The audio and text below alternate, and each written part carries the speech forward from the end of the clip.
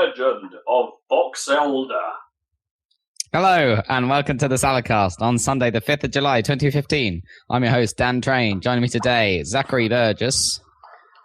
Woo. And Robert Kemp. What? You remember that one? I did remember it, yeah. What, is that the response to woo? No, that was just Rob's sound effect that was going to be in every podcast, What? apparently. Well, you know, it's one of those things that I forgot to make a thing, as I Yes. always do. What, you want it It to has be been in on- every podcast at some point, or do you want it to be at the start every time? Because that's going to get boring. Well, considering Rob's normal amount of sounds that he manages to make at the intro of the podcast. Yeah, I like to think it's reasonably varied. I concur. The variability of it is reasonable. Take bets now on which genre of Rob noise I will be making next. Variety. That's the word I was looking for. Right. Variability. But that's probably also true. Yep, Although true. variability implies that I stick to trying to make the same sound but fuck it up continually. Do you think? Like in new and imaginative ways each time. How can you fuck up word? Wait. Maybe I just did. Well, there you go. Well, actually, like it's Demonstration. supposed to be like wait for some reason, but like on the last video we recorded, there's a bit of sound of us going wait for no reason. Is this the end of the final Final Fantasy VII episode 30? No, actually, no. This was in the one I recently coded up, which is Zach and I played a run of Binding of Isaac, which will awesome. be probably next to go up the site if I can't fix what's going on with the stupid last part of Sonic Adventure that we did. I'm having real issues with the sound. Site news. It's like news. Check out all our crazy videos on our YouTube channel, featuring not me. Yeah, basically. You've been in what, two? I really want to be in some. Next time I'm over, I will be. The thing Yeah, is, it takes ages to do a podcast and a video. Like, that's a whole Yes. afternoon, easily. That's So- why we do the videos on the non-podcast weeks, usually. Well, yeah, Yeah. it depends. If you what you have to do is make sure you come here on a week which is not a podcast week, and then we true. do videos. I can plan that. That's I guess. Or we just actually do a video and a podcast, if we can be bothered. But that's the trouble. I mean, Zach and I have done that on occasion, but it is quite a lot of bothering. Yeah. A lot of bothering. A lot of bothering. 30. 30. That's me now. And me and you, Rob. Zach's the last one. Just Zach to catch up. All right, there. Hurry up. You have to get married before that. I have to get married at exactly the. Oh, yeah, it is before. Yeah, I was about to say it's not quite exactly the same time. I might still technically be at your wedding when it becomes my birthday. This is true. This is true. That might happen. Although we've got to kick the DJs out before that. So. I know this makes me a terrible person, but I literally do not remember a single person's birthday except my own. I don't think. I don't know. I don't know my own closest families. Like, I know vaguely. I know the month or something, but I don't know the dates of any of them. I never memorized them. None at all. No. I've got to admit, it took me many a year of like actually consciously trying to remember dates before I got even remotely capable. Like, I can now I can pretty much remember my immediate family. Not so bad now.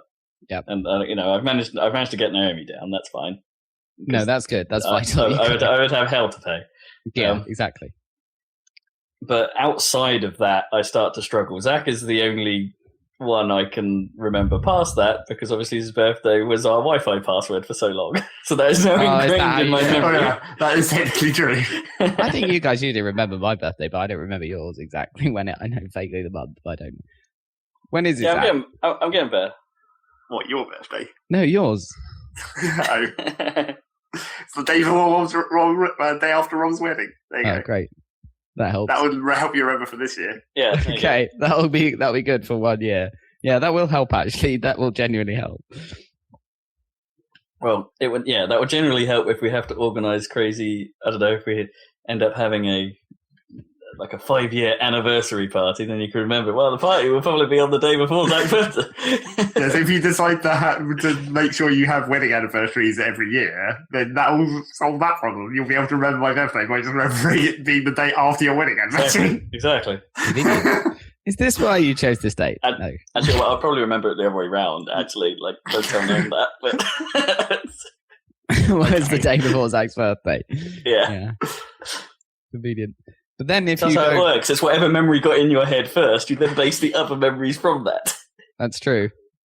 Everything is based on deltas. Exactly. Don't store the whole information again. We can just store a diff. It's the meaning of change. That is literally the meaning of change. This is what these politicians are trying to say every time they try to get voted into office. We just need real change. It's the meaning of change. So what we need to do is commit a change log, and then we'll be good, right?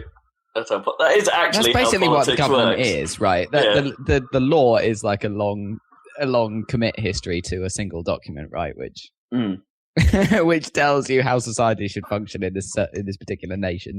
And so, leading up to an election, everyone creates their own branch, right? Yep. And then the winning party sort of eventually gets to merge bits. Merge their changes in if they're lucky, yeah. And then they have to revert other people's changes as well. That's pretty much how it works. Yeah, politics is software development. Lols. There we go. We've cracked it, guys. We've cracked it. We're saved. Well, I haven't managed to crack the software development part yet, so I don't know how we're going to crack the freaking world. Oh. With a big spoon. You're going to crack the world with a big spoon? Like an egg? Is that what you're thinking? That was the image. Do you just crack it on the side of of the pan before you drop it? You know what? Here's a question, right? Yeah. Okay. When you're eating a hard-boiled egg, right, this may depend on whether you... That sounded like you said large-boiled egg. Large-boiled egg. Lard-boiled.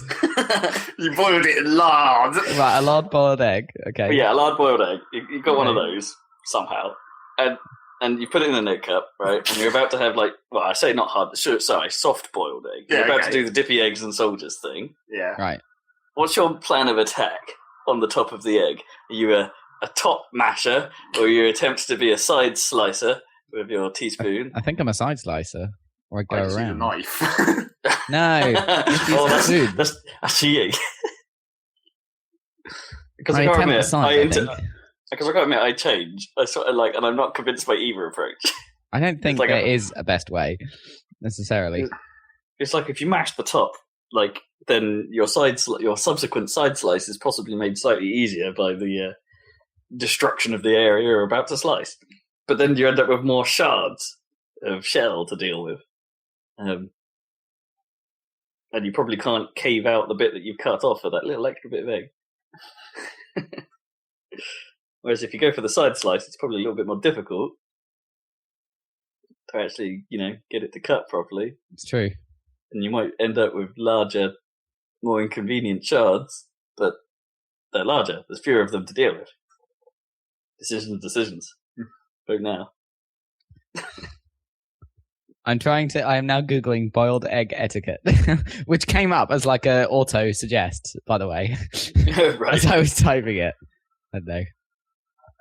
That's going to be more about soldiers than... Yeah, well, this is what the Guardian say, okay? They say, the only sensible way to take the top off an egg, the pointy end, not the fat bottom, is by giving it a smart crack with the blade of a knife, the one you use to butter the toast, then cutting smoothly through the incision to a depth around 1 centimeter usually that allows you to insert a roughly index finger width piece of toast into the yolk.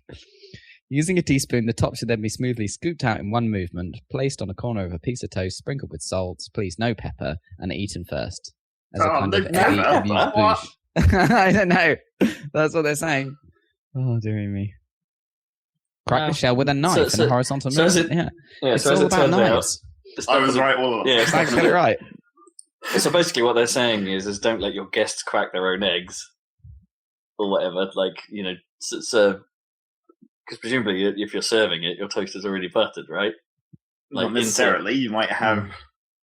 I guess in a hotel you'd have your individual butter packets or whatever. I guess. For each person. Well, it depends what kind of hotel you're in. If it's a fancy one, they might bring it out to you as a dish. I don't think you want to pre-butter toast because the period that the butter stays on the toast can vary, and that makes it dodgy. Well, it's not like I go to then eat it separately. It's not like I take butter with me when I'm getting out of the kitchen. to eat my dippy eggs and sodas. Because, like, every meal I eat, it's in front of the telly. Yeah. So I'm not going to bring the butter with me. Because even though you have a table that's about 2 feet from your kitchen, no one ever eats there. No, that's the guest table. That's when we're, like, having grown-up dinner parties, darling. Or D&D, I guess. or that. The 1 or 2 times we ever did that. Did it once, twice, didn't we? We tried to, but I think we managed about 3. I've only done it once, but that was great. It was a great little situation. Single encounter. It was a single encounter. Scenario. It was a good one. And it had a dumb puzzle at the end that Zach made that I solved. That was hilarious. Well, it had a dumb puzzle before the other puzzle. It had the really dumb puzzle and then the slightly less dumb puzzle. Slightly less dumb puzzle, yeah. Yeah, we should probably do that again, but it's probably quite a lot of work for you, Zach, isn't it? Well, we haven't run the actual demonstration one that's in the box dungeon. We tried to do that with Rick and Jerry, but we didn't get anywhere into it, really. Didn't we complete, like, the first fight or something? And then it's like, and now the adventure begins, and it's like, oh, wait, no, can we do something else? Yes. That was basically how that went. That's the problem. We just don't have... When we actually have multiple people here, like when Dan comes here, we don't have enough time to do all these things. No, like, if we wanted to make a video or a podcast, that takes up the whole time. We don't have time for Dungeons & Dragons. But then there's a Star Wars to watch. Yes, there's that too. We still haven't watched Jedi. I can't believe it. Now I've seen Empire, like, at Secret Cinema as well in between. So I'm, like, doubly ready to watch Jedi. We've got to do it before the new one comes out. Yes. Yeah, we've got to do that. Jeez. And and we have to watch that Jedi is probably the worst double fucked version, isn't it? It has the worst change in the most recent changes set. Yes. Right? Well, the ending was always kind of bad anyway. Well, the ending was bad in a different way from the way it's bad now. Which one's the worst ending? All I remember is Ewok Party. Yeah, that's why it used to be bad. But I haven't seen that for a long time. I don't. No. Can you even watch that? Is that in one of the unfucked editions that's online or something that Possibly. You can find? Because there's a despecialized edition that someone's been working on, or a bunch of people have been working on. They basically cut out. Well, there was the first edit where they like severely shortened the Ewok party, and then it just had a bunch of random panoramas from other places where it's like, here's the party at Cloud City, and here's the party. And they changed all the music, right? That's the one I think I've seen. That's the one you'll have seen, yeah. Yeah. I mean, they haven't changed that much since then. Like, for the DVD, they replaced the actor for Anakin Skywalker with, like, Hayden Christensen for no reason, even though, like, the ghosts of the other Jedi who have died are, like, old, and he suddenly becomes young when he's, like, a Jedi ghost, because I guess that's the last time he was, like, really a good person or something. Yeah, that was like he was the last time he was a Jedi, rather than... Right, That's it, I guess. But that's still dumb, yeah. I think that's the only thing they really changed since then. But the thing that's really screwed in the new version is the moment when Darth Vader kills the Emperor, right? Which they somehow managed to totally screw up. Do you know about this? Yeah, I don't know. They added a no. Oh, did it? What, the no? The no. They added another no. They added a no. Which totally ruins it. Anyway, that's a weird thing to decide. Really to weird. Add. Really weird. Like, he can't leave well enough alone. Anyway, never mind. Yes. Maybe there weren't enough cheesy cliches in the film that perhaps created a ton of the cheesy cliches. But they were thought, let's add some more back in. They were just trying to do a callback, because it's like the original no is because he thinks that his wife and child are dead, and in the new one it's like his child is literally dying, so it's like subtle callbacks, except not at all subtle in any way. Yeah, and because it's the proper way of watching it, should it really be a callback at all? You know, because you're supposed to watch that one third. Yeah, it's just dumb. Because you just can't watch them like in order 1, 2, 3, 4, 5, 6, can you? Because that doesn't. The first 3 spoil the second 3 significantly. Yeah, I guess. Or isn't it? At least 3 does, I guess. Yeah, 1 and 2 don't really matter. No, sure, but they there's subtleties to how the episodes 4 and 5 play out regarding the universe, for instance, that 1 and 2 kind of just assumes right? like the 4 and 5 kind of work as nice introductions, like with a slower pace that they have and things like that. And all of a sudden, 1 and 2, like, yeah, this is Star Wars. You know this shit, right? Way. Okay. Star Wars. Yeah, Star Wars. Double fucked edition. I still love that as a name. I really wish that they just released it as that. The new DF. They couldn't call it Double Fucked on the shelf, was it? Obviously, but it's like now in Blu-ray DF. DF. It's better than HD. It's DF. It's HD DF. It truly is. 4K DF. Oh yeah, 4K DF. No, surely that would just be 4F. Like 4 times fucked. By the time they get to a 4K edition, it'll be triple fucked, though, won't it?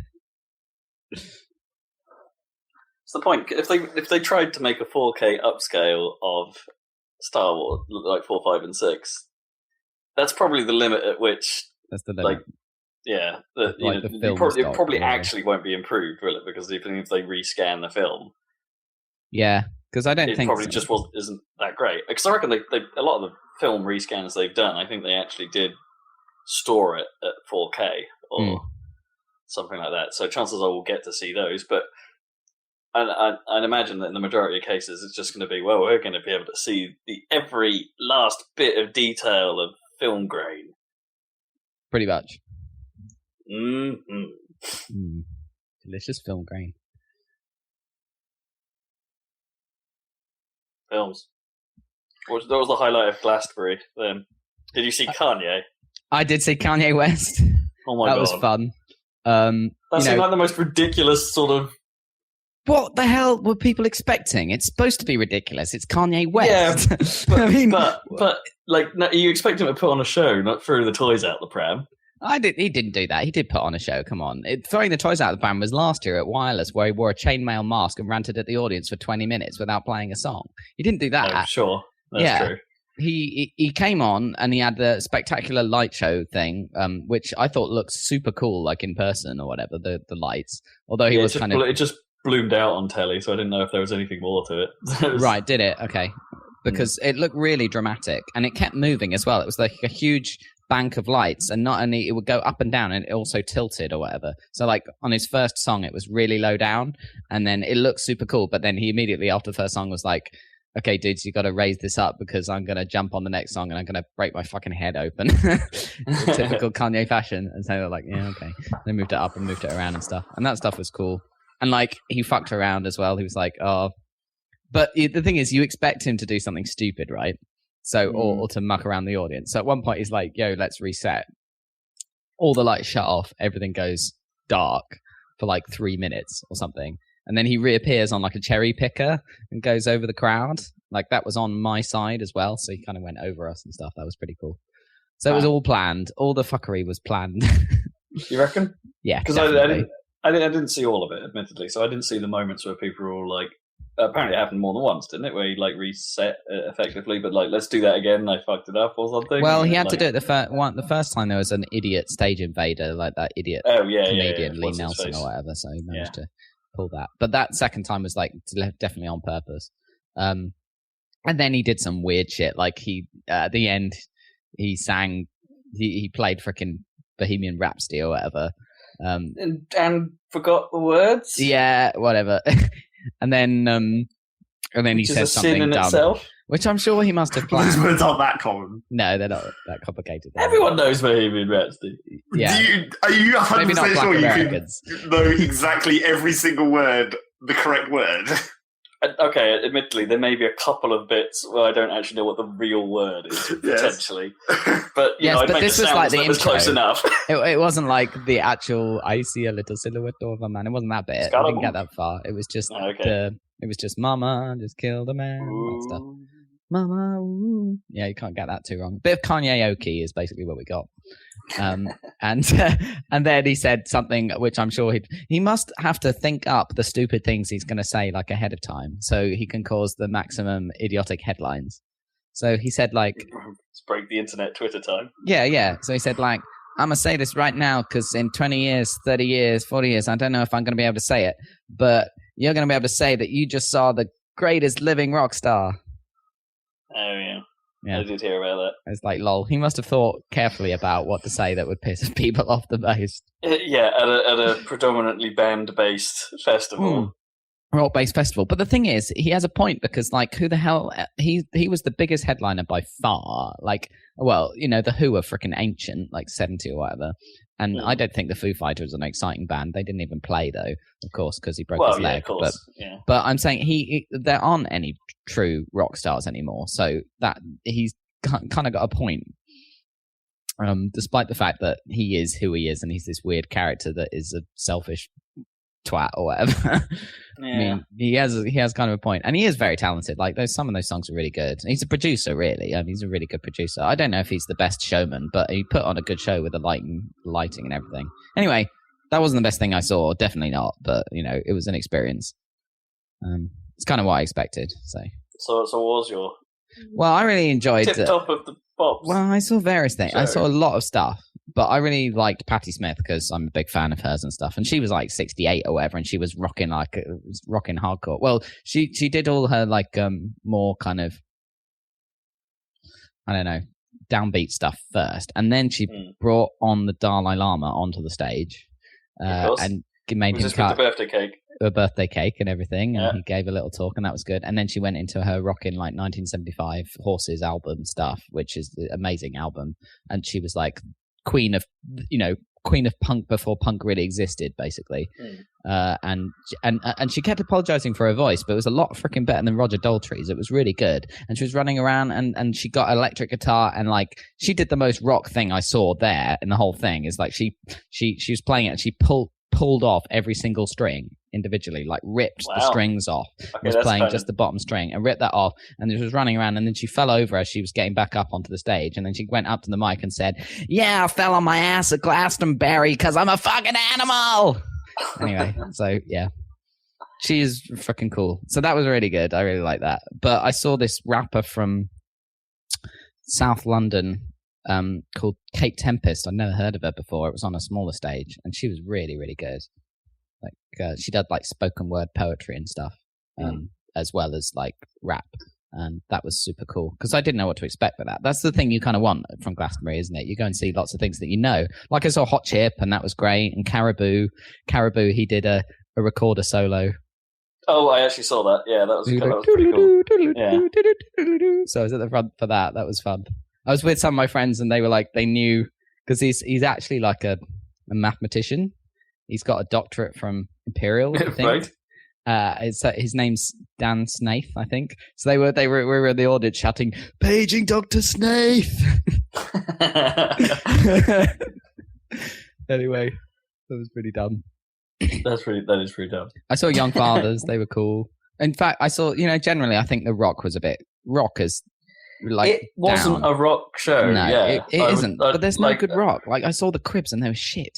I mean, what about were slaves there or something like Royal Blood? I guess are the only sort of the rockiest things I can think of at the moment. Right now, yeah, no, I didn't. Maybe I missed them or something. Maybe I just didn't go to the rock. I mean, I saw like indie pop. I saw Belle and Sebastian, who I love, or whatever. Yeah, that's not like a rock thing. Yeah, I mean, there's a lot of I guess guitar groups about, but they're all fairly mellow at the moment, and they're all singing incredibly high pitched. Like, I don't mind everything, for instance, but I saw them; they were great. Yeah, really, really good. But I still don't really count them as rock, right? You count them exactly. as kind of just a good band. They've got electronic elements and stuff, haven't they? Or keyboardy elements and stuff, don't they? Everything. Distant past. Yeah, I love how Scott Mills on Radio 1 describes them. Whenever they come on, it's just like, "Oh, it's your favourite band. It's talking really fast, distant past. Talking really fast, distant past." He basically looked. They had like matching outfits and like robe type things, and he basically looked like a monk in a like multicolour rainbow, orange and pink. And he was strutting around the stage in this robe, looking like a weird Jedi. It was super cool. No. I really enjoyed that. That was really good. Glastonbury. Yeah, it's fun. Definitely. You should go sometime, Rob, when you get a chance. Yeah, maybe. Festivals just piss me off, though. There was a lot of people. Like, you think London is bad. Like, crowds. Freaking crowds. Jeez. I've had enough of crowds now. Like, Wireless was actually really packed as well, so. Yeah, that's what I mean. I just get pissed off with crowds. That is all it is. It's just like it wouldn't bother me so much if it wasn't that whole thing of people trying to get to the front and just shoving everyone out of the way and not even being polite about it. If they were like, "Oh, sorry, can we just get through?" And it's like, well, yeah, it doesn't really affect me in the grand scheme of things, right? It's like this whole crowd is so massive that someone going in front of me isn't going to change anything. But I have to say it's just the fact that was not that bad for that. Like people were more chilled than your average crowd like that. But it is crappy. Yeah. Is that the weed pumped into the air?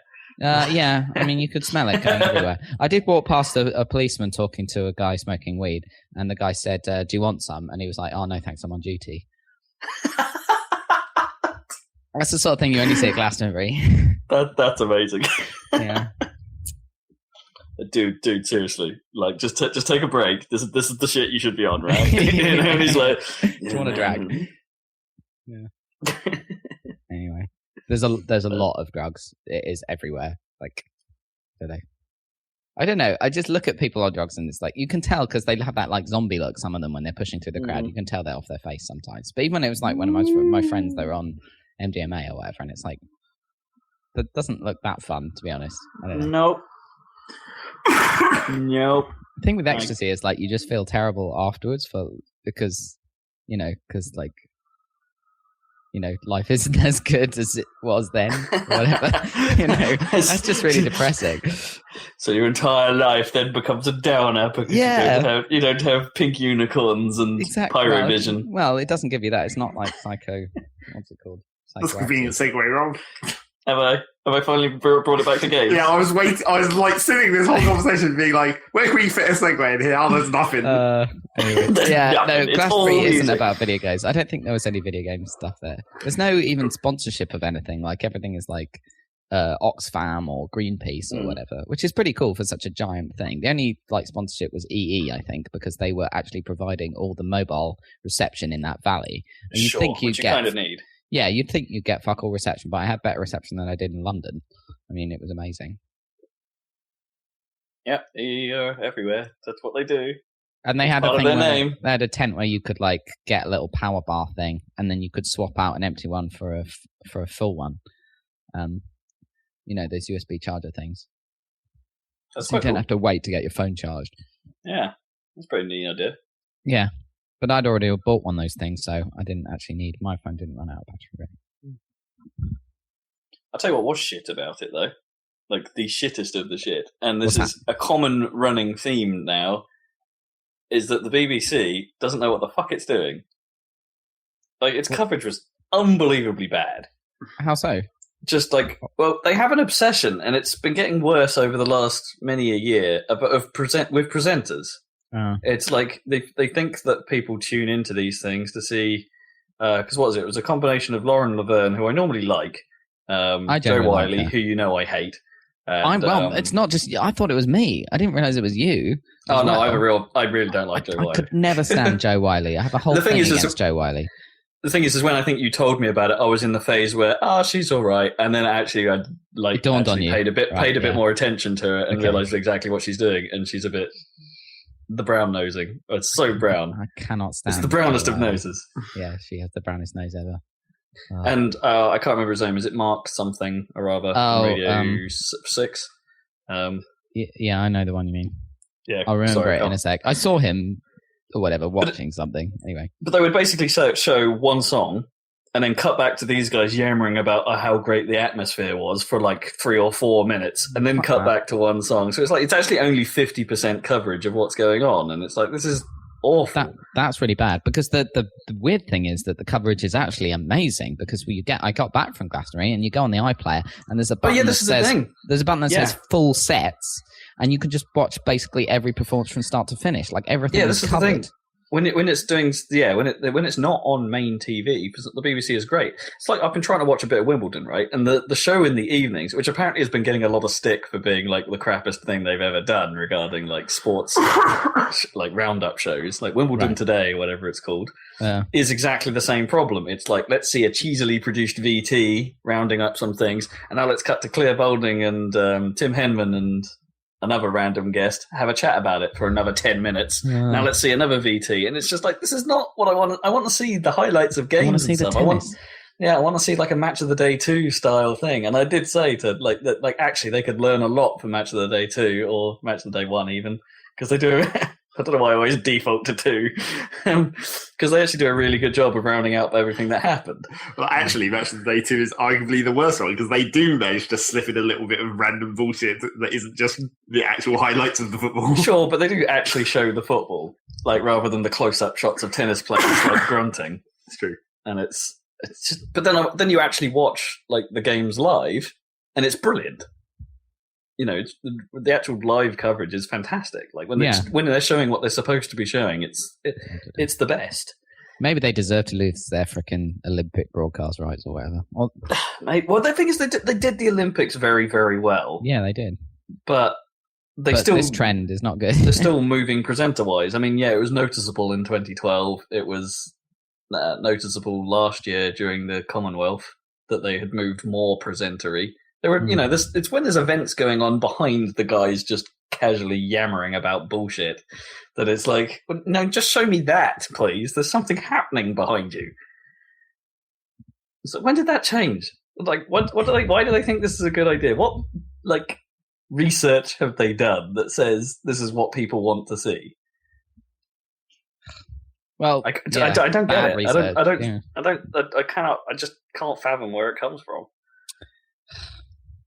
Anyway, rant over. Yeah. Anyway, now that get your act together, BBC. I fucked your segue. Yeah. You ruined it, and then ruined it some more. Well, Team Fortress 2 is still good. No, it isn't. Oh, okay, there we go. That's the segue. Boom. What's the news? Everything is bad, like coming off of ecstasy. Let's carry on. So what I haven't been playing in the classic section of what I haven't been playing. For a change, I haven't been playing Team Fortress. But there was going on with Team Fortress? There's a big Dan, you haven't said your line. Right? No, I haven't. He knows that. That's true. I'm just saying, you haven't said your line. It's not a catchphrase, it's a line.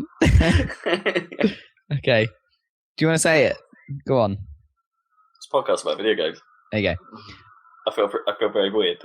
I feel like I've stolen something. So there was a TF2 patch. So I saw. They're basically... Is it a named patch? A named update? Well, they always name their updates, so yes. But I don't know what. As in like a big deal, like the old days.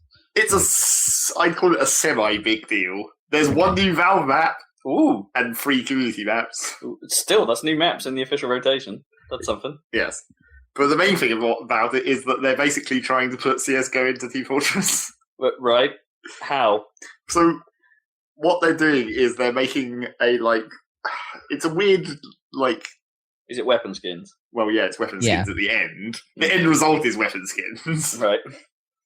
And actually, that is my main problem with this whole thing, is that the weapon skins are the worst looking skins I've ever seen. Like, some of the ones in Counter-Strike are shitty, but it's like, I mean, the whole idea of gun skins in Counter-Strike is weird in itself, because it's like these realistic guns with these ridiculous Dayglow skins on them. Whereas in Team Fortress, it's like maybe they could get away with it, but they've designed such shit skins.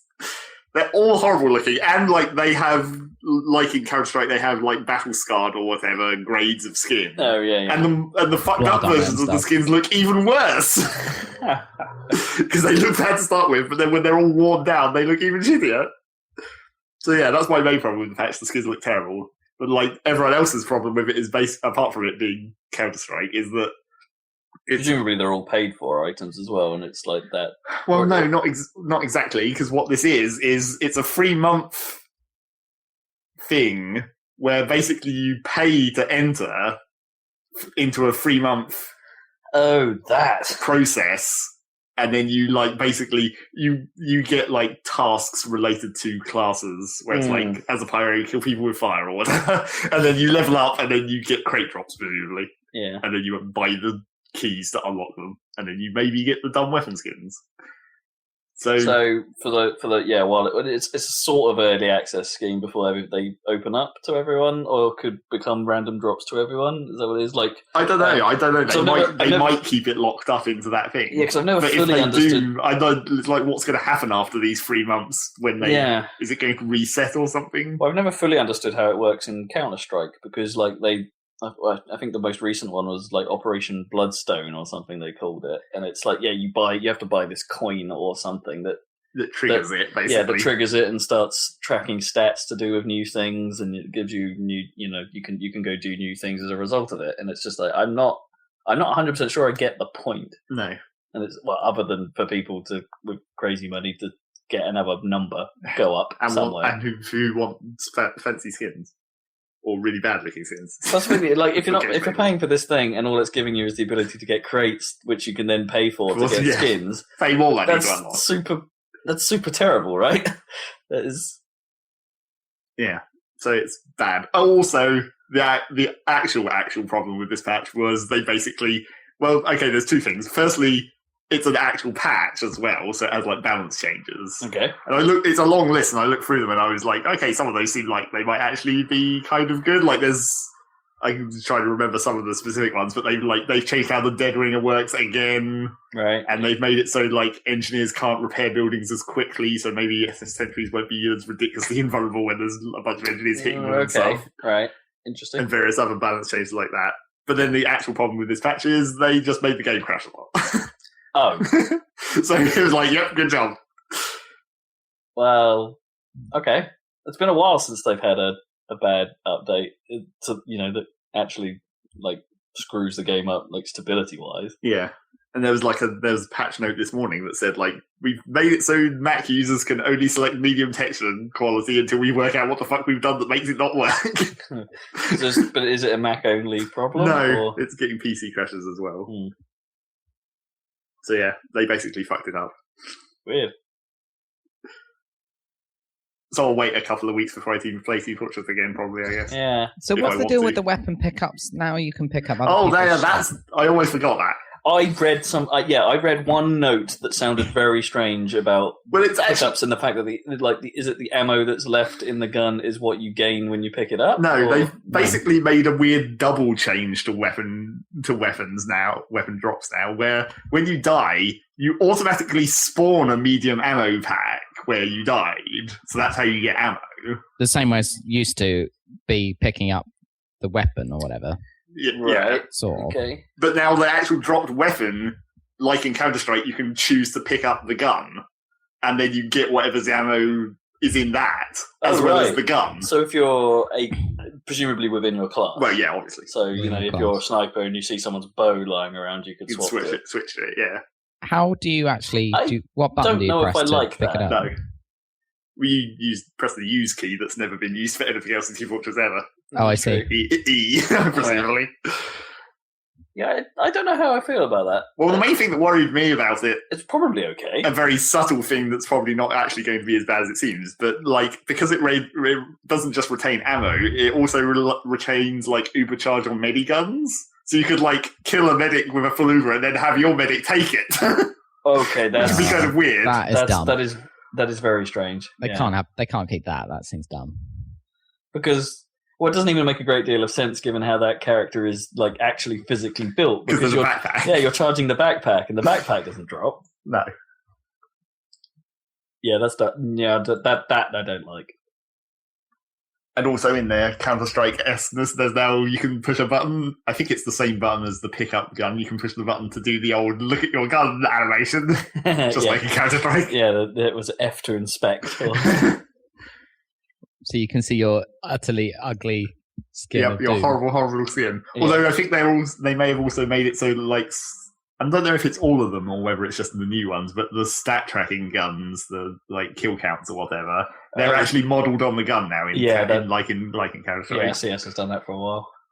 So you might be able to still see. I don't know if that's going to be backported to all the ones all the old stat tracking stuff, or whether it's just only the new ones.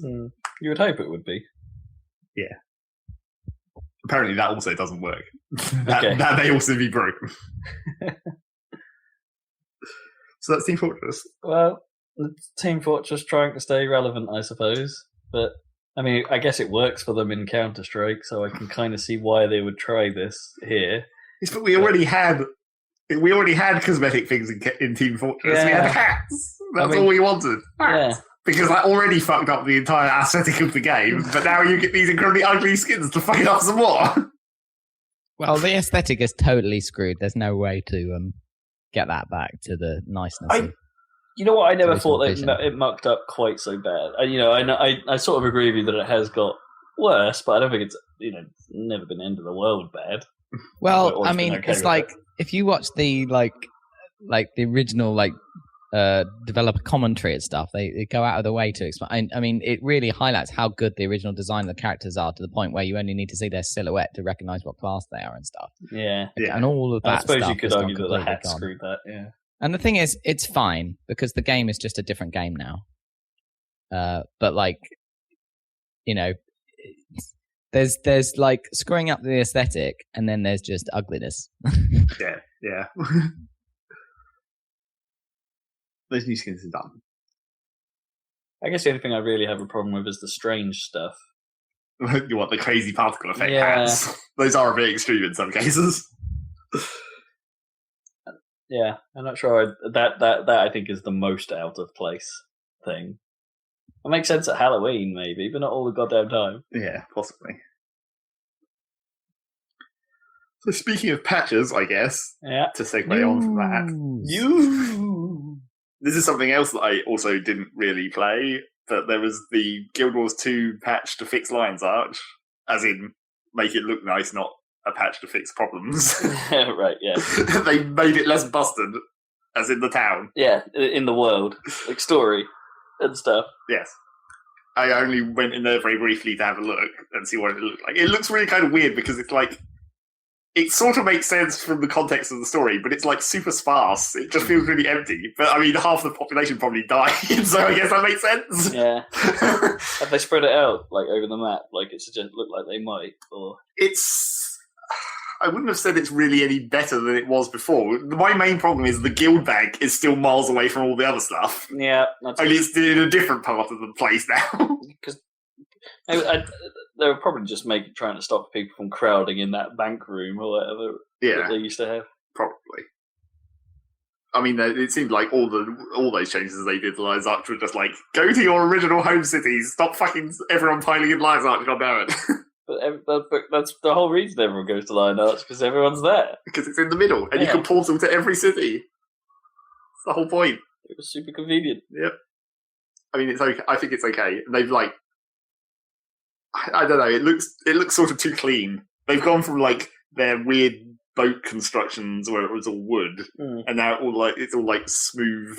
It's not exactly marble, but it's smooth white stone or something. Oh, interesting. I wasn't expecting that. Doesn't really look like stone. It looks like plaster almost. It's just like everything is plastered with white plaster. They've invented modern building techniques and are now just plasterboarding everything. And of course, because it's Lion's Arch, it's all themed.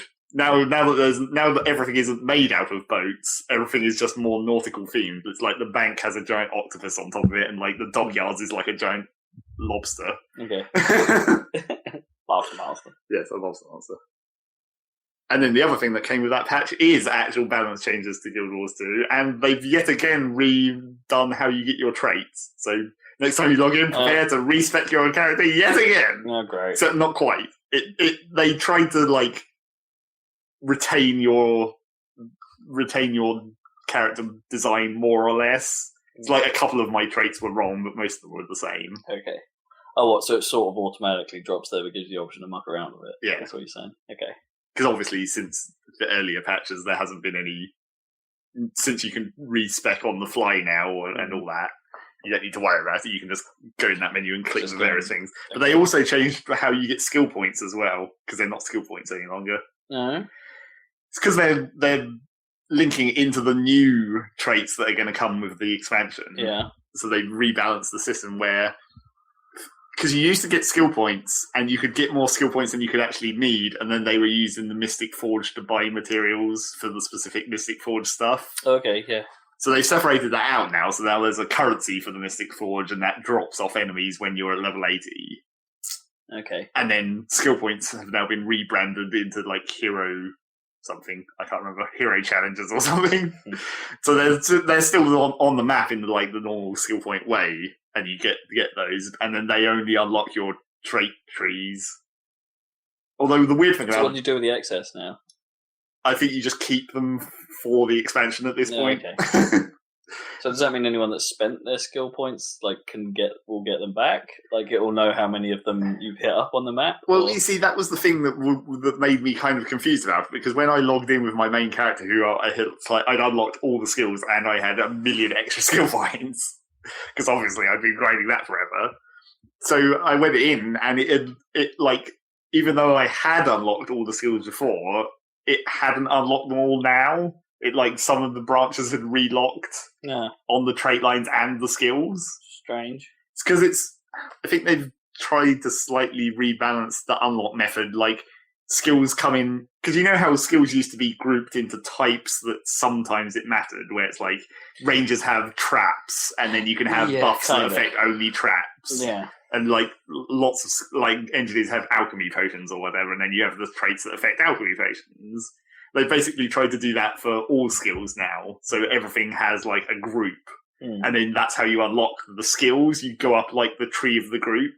So when you like, there's the potion line for engineer, and it's like it starts with restoration potion, and then you go up to the elixir B, and then you go up to elixir C, or whatever. You might have had stuff unlocked that had a dependency that was not unlocked. Except I wouldn't have, because I'd unlocked everything. So it should have just given me everything. But after I went through and unlocked everything again, and I still had a bunch of extra hero points left over, and I was like, I didn't check the exact numbers, but it's like, I guess that's okay. If I still had enough to unlock anything and have a bunch extra, I guess I'm good. Yeah. And obviously all my Mystic Forge money would have just converted automatically into the wallet. The new currency. Yeah. Fair enough. So that's kind of weird. Well, and slightly annoying. Well, should we move on to the bit about, like, because there was a bit of news regarding, like, how people were annoyed with the plan for the expansion's pricing and what it meant for players and stuff like that. So they kind of annoyed everyone by saying that, hey, here comes the expansion, that's going to be 35 quid, which is the price of the full game. Like, so the expansion is basically the full game's cost again, which doesn't sound very expansion-y to me. But guess what? If you buy the expansion, it comes with all of Guild Wars' base game as well. And it's like, right. So what you're basically saying is that all of the players that are new to the game are going to get everything, but all the players that have already paid their money for the game have to pay again. Have to pay more to get the expansion. That strikes as somewhat unfair to the veterans.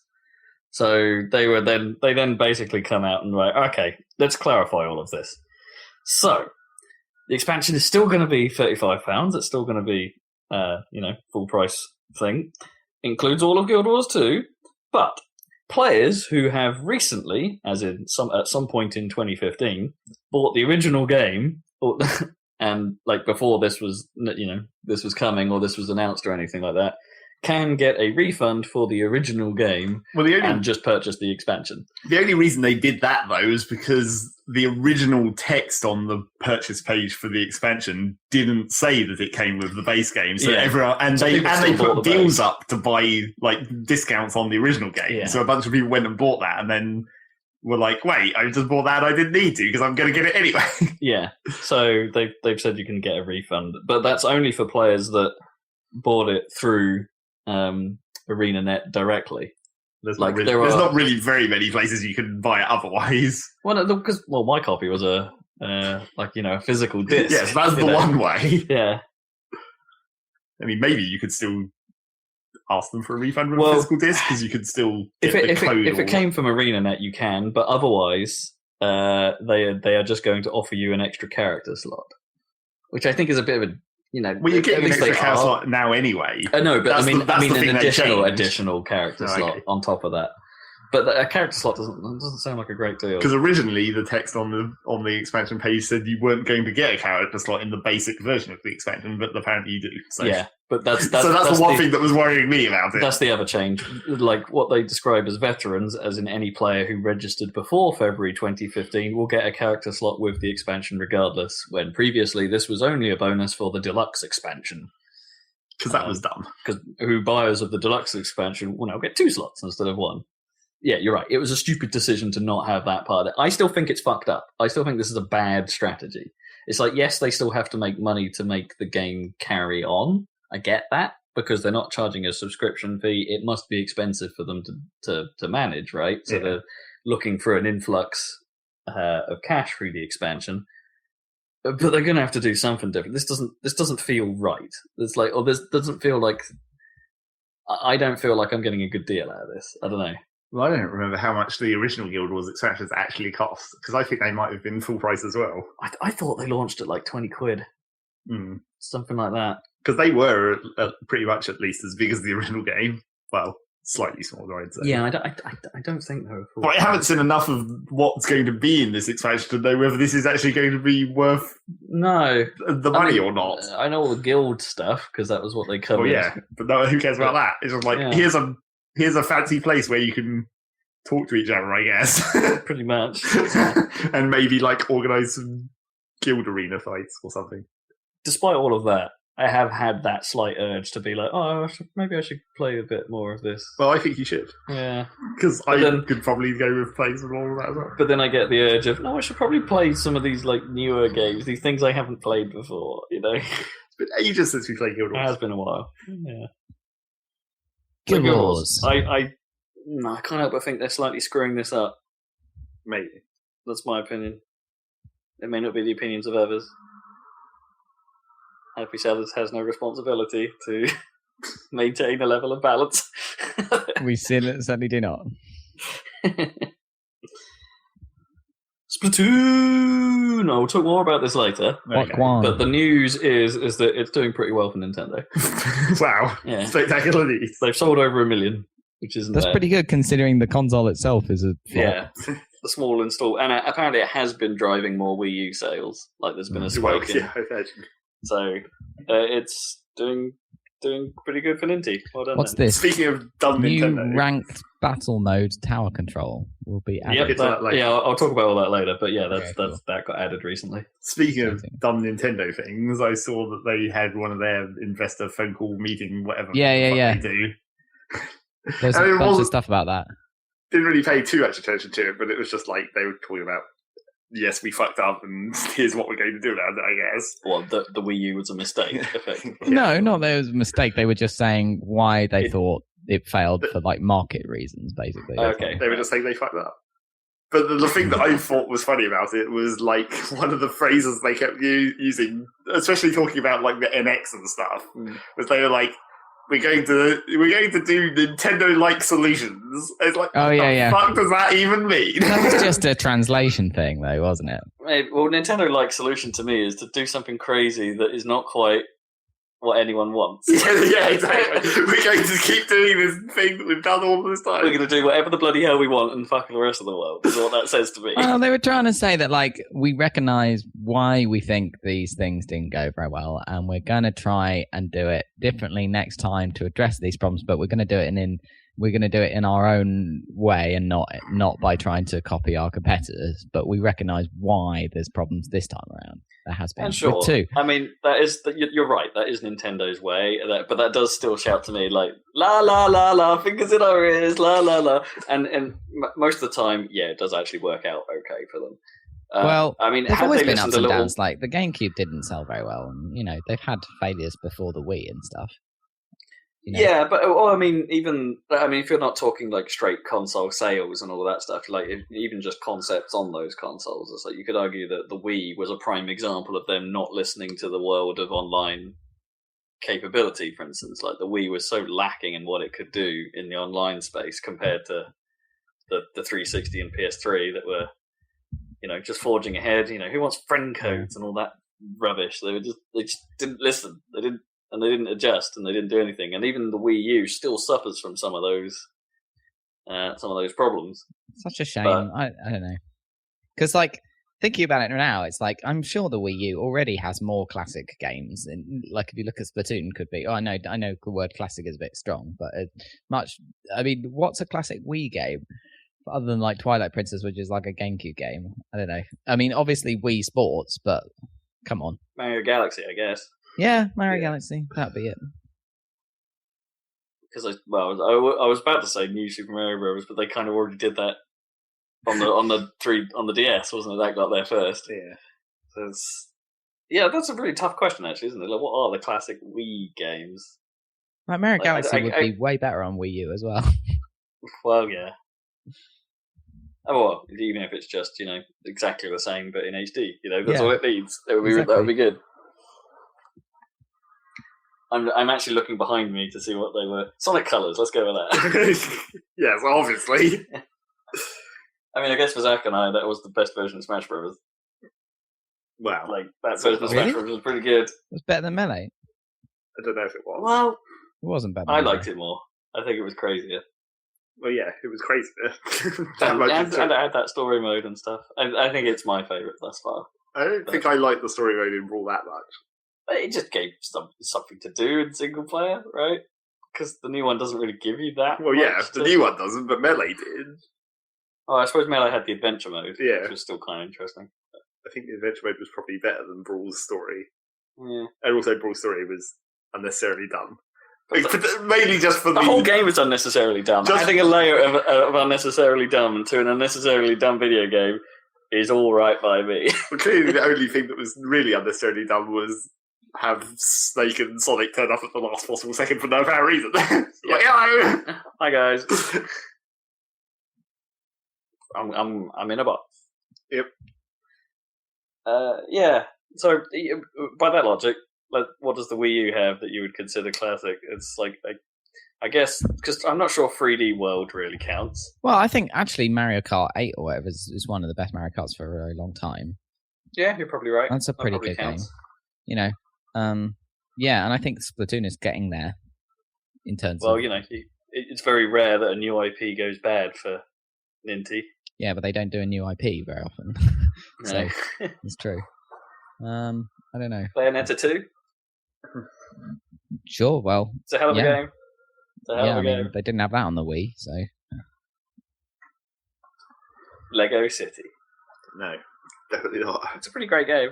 It's just another Lego game. It's not just another Lego game, though.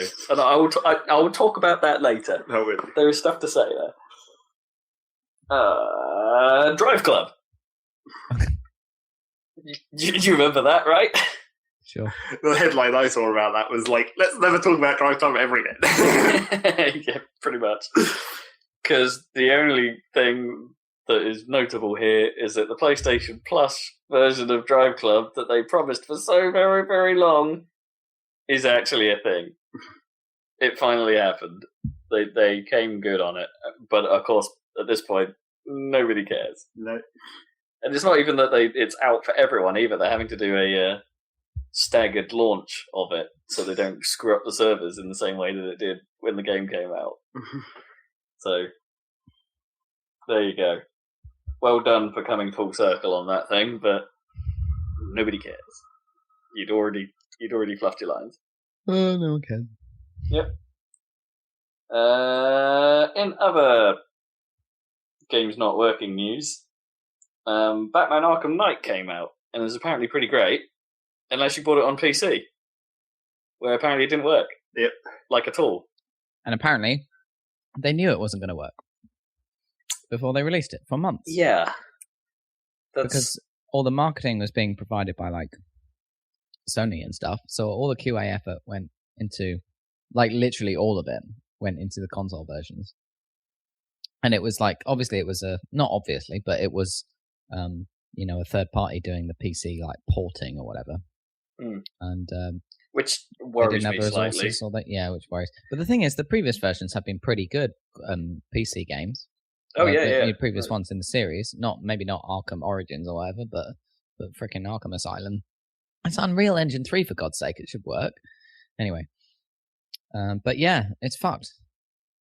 which is a real shame, to the point where they actually decided to pull it from Steam, or Valve pulled it. I don't actually know who did the pulling. It's gone like back and forth. I think it might be back up, but like, yeah, I wouldn't buy it.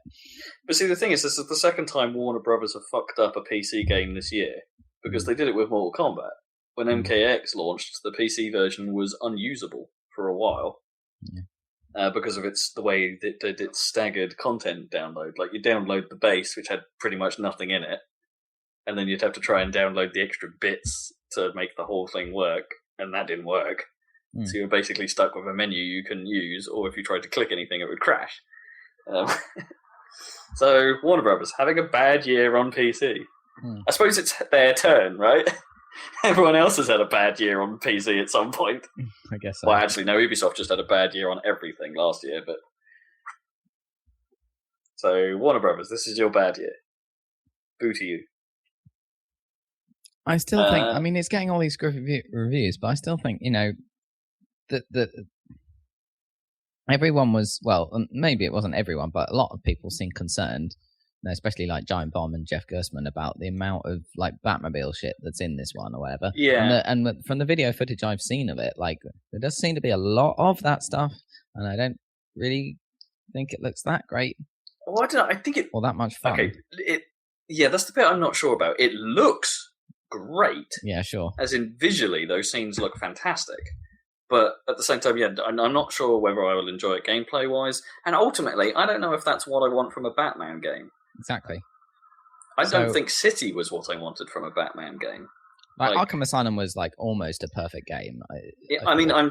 This is the thing. I'm seeing more of a movement now. Like, we got there first, I think. But I'm seeing more of a movement in recent weeks of people saying that Arkham Asylum was the one, The thing is, when City came out, everyone was like, "Yeah, but it's Batman, but it's bigger and it's better, right?" And it's like, well, no, we've never been convinced that it was better. Asylum's just a much tighter, it's a better design, story, better game. It's really good. And the thing is that it's a bit unfair because this is my classic thing: is like, which is the best game of all time? Is it is it Mario 64 or is it Ocarina of Time? And it's like Mario 64 is the scope is smaller, but it's basically perfect.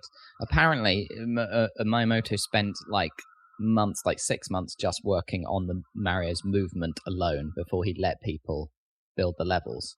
Because that rabbit that you chase around in the bottom of the thing, that was all the game was for a long time, because he just wanted just the mechanics of it to be absolutely amazing or whatever. And it really paid off. And that game is like almost perfect.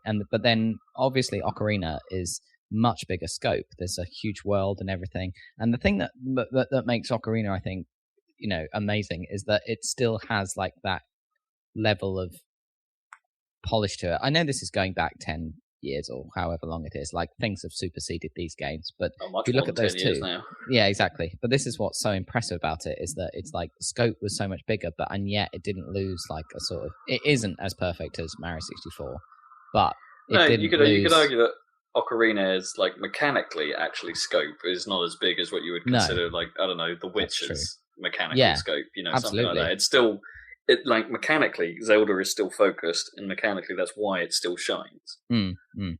Still shines. But yeah, there's actually, in a way, this is like maybe a contender for like worrying trend or something, that as games get bigger and bigger, like there seems to be this need to have where it needs more. And it's like, no, it doesn't always need more. It just needs refined. Splatoon, actually, I think is a great example of that, right? It's not big on content, but it does what it does incredibly well. Exactly. So that's a narrow scope, and it's easier to make a game like absolutely really polished if you have that sort of narrow scope, and some of the best games ever. And that's what I'm saying. It's a bit sad because Arkham Asylum had that sort of if you compare it to its sequels, it had that narrow scope, and it really worked for it. Like, that game is like so well made. And like, but they fell down when they fell down when they made it a bit bigger. I mean, those games are still, City is still a really good game, but it's just not as good. Whereas that's what's so impressive about that Zelda game, or is that it is bigger, and it's still amazing. How do you do that? Like you can, I guess you can like throw money at it. I mean, I'm playing Grand Theft Auto 5, and it's like the scope of that world is insane, and yet the attention to detail is ridiculous at the same time, which you couldn't really. Rockstar have like unlimited money, pretty much. Basically, that's what that is. But yeah, just having unlimited money does not necessarily like you have to have the discipline to have the right teams working in the right place and have it all come together. Like it's still amazing that it all comes together or whatever, because it's at the end of the day it's kind of someone's vision or a small team's of creators' vision. Like the biggest blockbuster movie ever, Avatar or whatever, it's basically James Cameron's vision, no matter how many people worked on it. Yeah, maybe that's the thing, because actually, like this came up at E3 quite a lot. That people were talking about the game director, or the game director themselves made a push to try and tell you what the game was about. And maybe this is a concept that is starting to come back, but these big projects with multiple teams spread out across the goal. Maybe they lose focus on occasion. If the industry is moving back towards this concept of a single guy being at the helm, effectively. Then maybe the vision is kept. That's why Miyamoto stuff is so great, because Miyamoto basically did most of it, or at least he had a finger in most of it. Yeah. We had oversight of everything, right? It's like Peter Jackson could not make the Lord of the Rings trilogy. He couldn't direct every shot even, but because it's just too big. But it's definitely his thing, one guy, right? And he had his partners and everything, and he had his creative team, small team, whatever. That all had a lot of influence, but it's down to and I think that's true. These guys do still exist in the industry. Don't get me wrong, but they're but weirdly they're the guys that have been doing it for a very long time, right? It's true. It's like there's no new guy on the scene coming up saying, "Okay, this is the guy to watch." Right? All his games are going to be amazing. Like when you think of names like that, you think of people like Kojima or maybe at a stretch Cliff Bleszinski. Like guys that have been doing it since it was a thing. Or even like old guys that don't do it anymore, like Warren Spector or who's to a lesser extent the BioWare doctors, or maybe is it Ken? I want to say Ken Levine. Is that the BioShock guy? Yeah, Ken Levine. Yeah. Or like even for Grand Theft Auto, it would be the Hauser brothers, right? No one really knows about them, but that they're doing that. They do that, yeah. But these are all, in a way, the old guard, right? There's where are the upstarts? Where are the? That's what I mean. That must be what's lacking from these. I suppose maybe Phil Fish was one of them. Until he fucked off. That doesn't count. Yeah, that's too indie. Yeah, he was making the whole thing or whatever. But yeah, I mean, it's these games that are built by these teams that are split across continents or whatever. Like who's running the Call of Duty game? Who's directing the next Call of Duty game? I don't know. Yeah, it just seems a bit. Yeah, I don't know. So yeah. AAA is losing its personality. Maybe that's the way to describe it. Well, I certainly feel that, because you can't deny that Arkham Asylum, when it came out, is a AAA game. Like the production values were really high, and it came off really well. I think that I mean, that's number 2 from that generation after Red Dead Redemption is Arkham Asylum. I think of that console generation. Yeah, it was a strong game, very strong. And those freaking combat mechanics were so good. I mean, now it's a shame because you can add to them. I mean, what's it got, tag teaming or something in the new one? But you can't you can't make it new again. Everyone's stolen it anyway. Someone needs to come up with some other new combat method. That's the trick now. Whoever does that and comes up with the next big thing is onto something. Because it is known as the Batman combat, isn't it? The Batman combat, yeah. If you play. Was it Shadow of Mordor? It's like you're getting the Batman combat, and it is described as the Batman combat. It's pretty much. But then the problem with that is obviously it then makes it when the Batman does Batman combat, it's like, well, sure, this is just a thing now. This is what you expect. Thing, it's no longer that game's calling card. So doom and gloom. I don't know. I'll probably play it when they fix it in 6 months or something. Probably. Yeah. I've got some more Games Are Broken news. All right. Payday 2 on Xbox hasn't worked since it launched 3 weeks ago. Who cares? Yep. Well, I don't. But, what specific part of it hasn't worked? I didn't read that much, to be honest. Don't care that much. But apparently, it just hasn't actually been working. Because if it was the server. That would be the main problem. I guess. Because it's kind of important to play that in multiplayer. Yeah. Yeah. Oculus Rift are fighting for control of OculusRift.com, which is currently owned by a developer which hosts a forum about VR games. Wow. You know, whatever. They'll win that, obviously. But maybe that's the first sign of Facebook flexing its muscle. I don't know. And that's all my news. No, is that really all your news? Yeah, that's what. Why? What you got, Zach? Well, I couldn't remember whether we mentioned it or not. We may have mentioned it at some point in the E3 things, but there was YouTube launched their game streaming thing. We did talk about it. Yeah. We may have But they launched it then. Is it working? Well, whether it's working or not, that's a different matter. To be honest, I haven't actually checked it out. No, I haven't either. Okay. I just don't like the fact it's called YouTube Gaming. They're so boring. Yep, it's done. And New City Skylines patch. Have you seen this, Egg? Well, I haven't played it yet, but, okay. And that patch was a while ago. But yeah, all right. They made European-looking buildings. Cool. So that's something, I guess, and some other stuff. But you know, I haven't really been in there to look. For that game will be revealed at Gamescom. It says. Yes, they are going to be trying to make expansions, and that will be when it gets interesting to see how they price it and stuff. Mm. Especially given the mod scene that surrounds it. But the main other bit of news that I have is there was the Minecraft convention, Minecon, just now, and they for some reason decided to announce Minecraft for Windows 10. Wait, and they shut down development of Scrolls. Lol. Oh, really? What? But they did. But Microsoft wouldn't have done that, right? Mojang would have done that.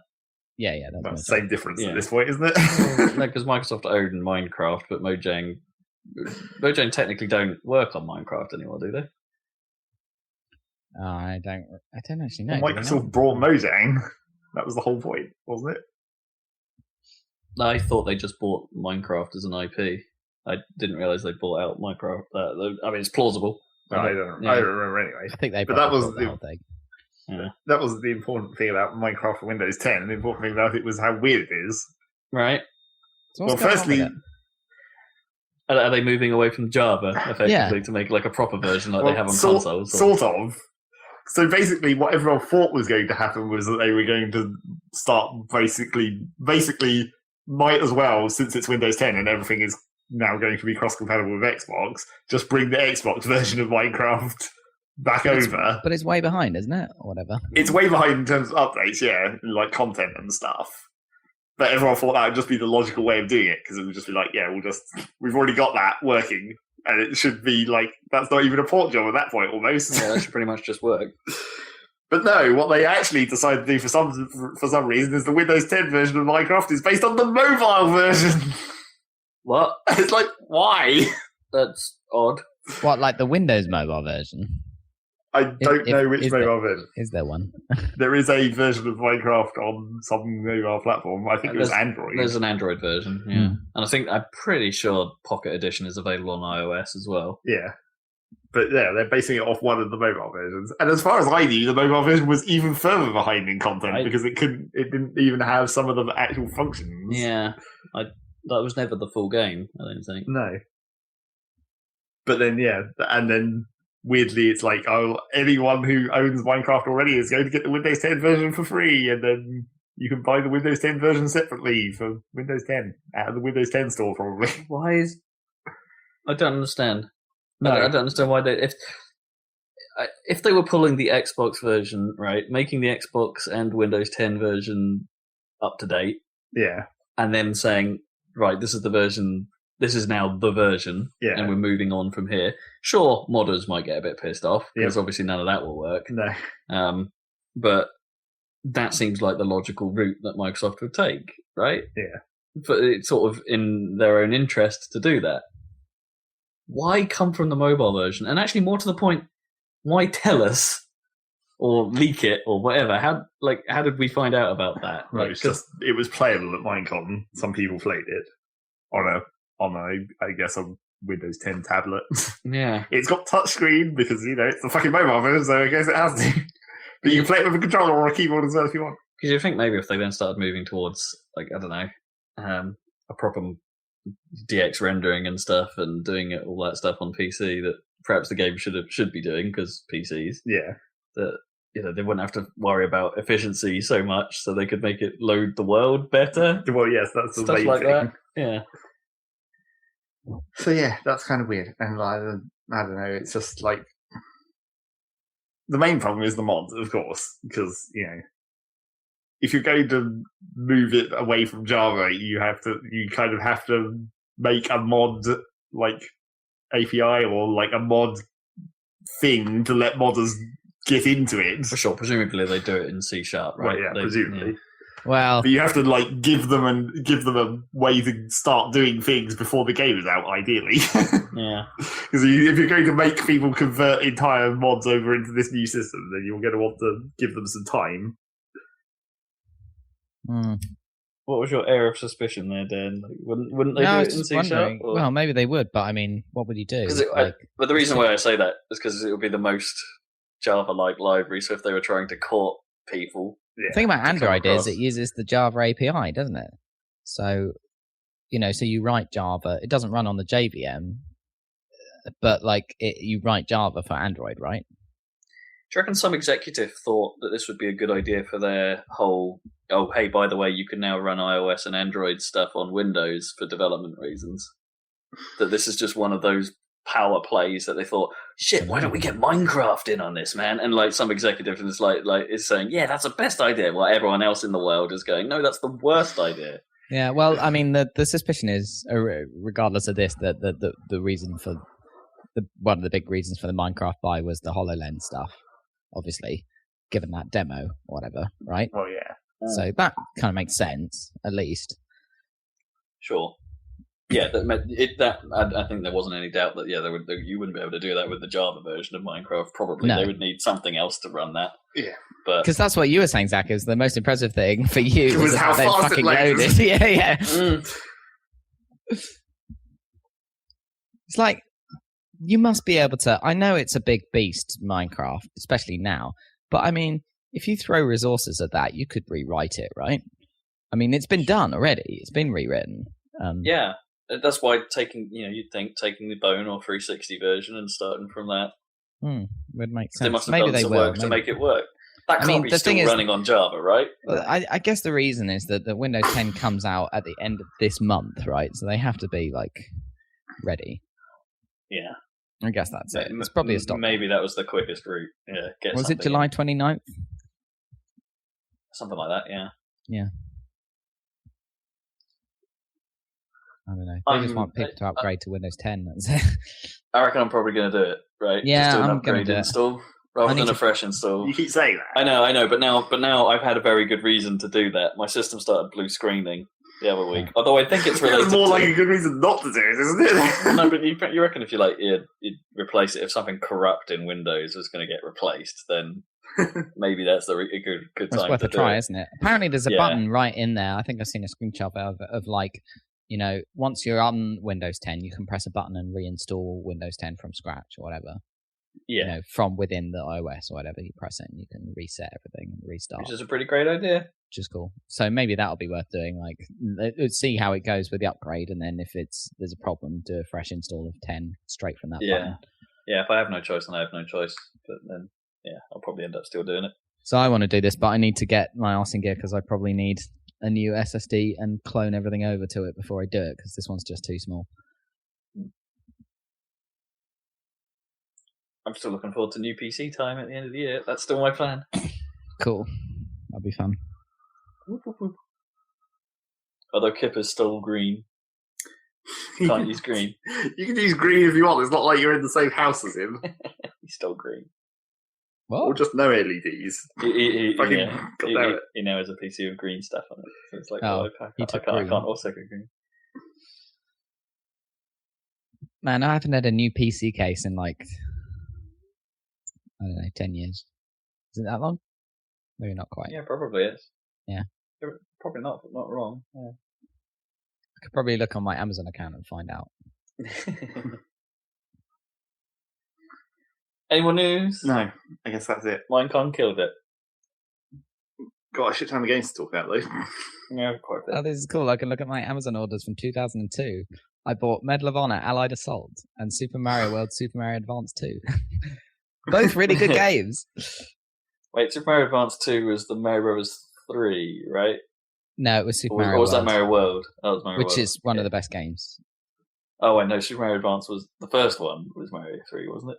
Or was that Mario... No, that was 2. The first one was Yoshi's Island, wasn't it? Oh, God, I don't know. No. Because World would have come before Yoshi's Island. No, I think the thought it first one came was after. literally... No. Because it's a sequel, isn't I it? think it did. Super Mario but World that- 2, isn't it? yeah, but that doesn't mean what order they released them on the Released it GBA. on the GBA. Right. With their Are you sure? stupid new names. Here's my order for Half-Life 2. Oh, there's the PC case. There we go. 7th of August 2005. There you go. Almost 10 years. That's a long Anyway. lasting case. Right. Should we go on to what you've been playing? Apparently. Who wants to Wait. go first? Dan, decide who goes first. You go for it, Rob. What have you been playing? Okie dokie. I've been playing Splatoon. Let's get that out of the way. Woo! Mhm. Because, of course, I've been playing Splatoon. Still good. Hasn't quite kept its hooks in me as much these last few weeks. I think I did start to tire from it. Perhaps I overdid it a little bit. But they have been adding new stuff. They continue to add new stuff. I was totally correct about what the new level was going to be that they added next. And it is one of those levels from the single player. Because, the single player seemed like it had levels in it that were designed for multiplayer. And they'd already done that before. And so they did. So, like, Bluefin something or other is the new level, and it's kind of interesting. It actually changes slightly depending on the mode you play. So the ranked Splat Zone version of the map has slightly different layout to the version you play in Turf War, which is kind of neat because it kind of it's asymmetric in a way that it's still symmetrical for both players, but it's like it isn't as left-right symmetrical as the other maps are potentially. So it kind of off balances it slightly, meaning that you can be slightly sneakier in your approach if you want to be. Yeah. So it opens up some new strategies, and it's a really big single splat zone on that level. So you kind of do have to be in control of it, like properly, in order for Gameplay to say you own this and start scoring points. So it's that's an interesting new level to be added. They added some more weapons. They added a new game mode, which is called Tower Control, which is only available in Ranked. And every time I've tried to check it out, it hasn't been on the playlist. So I actually haven't been able to check it out yet. But it sounds like it's a variant of King of the Hill sort of thing, or a very small... you have a very small area in which someone needs to be standing or something. Okay. I haven't quite figured it out, if I'm honest. But there's a new mode. But new modes aren't a bad thing. No, always good. But the weirdest thing they've done, and that caught me completely by surprise, is that at the moment, it finished literally 10 minutes ago at the time of recording, 6 o'clock on Sunday, that they were running what I think must be their first Splatfest, because I haven't seen anything about these before. Okay. Splatfest. So what's the deal? So, earlier in the week, if you went to the plaza, the first thing you would have noticed was a news bulletin about Splatfest, because that's the first thing that happens when you turn the game on every bloody time. And they were like, hey, this Splatfest thing is coming. Ooh, stuff will change. Go pick a side and then fight for your team. And it's like, all right, this sounds like a crazy way to get to a crazy new thing, these little timed events. And the plaza suddenly gains 2 trucks. For no apparent reason, just 2 trucks are sat there in the plaza. And you're like, ooh, what's this about? And you go up to this billboard, and it basically asks you a question. So, do you remember the Everybody Votes channel from the Wii? Of course I do. That classic. Because you used to spend ages on there. That should be the first question it asks. Yeah, That- so I do would you put that remember as, Everybody like- Votes? Yes versus no. That's probably the most classic game on the Wii. Everyone you You're play. probably right. Yeah, that was the defining moment of their miniature channels. Everybody Votes, and all the stat tracking that it had.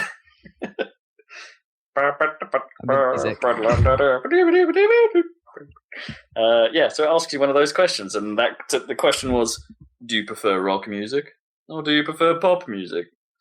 And given the lack of rock music of late, as we just discussed, I obviously went for Team Rock. And so I'm apparently Team Rock. You get a T-shirt to wear for the duration of the event, make it a bit of a festival atmosphere, which you could level up that bit of gear before the event started.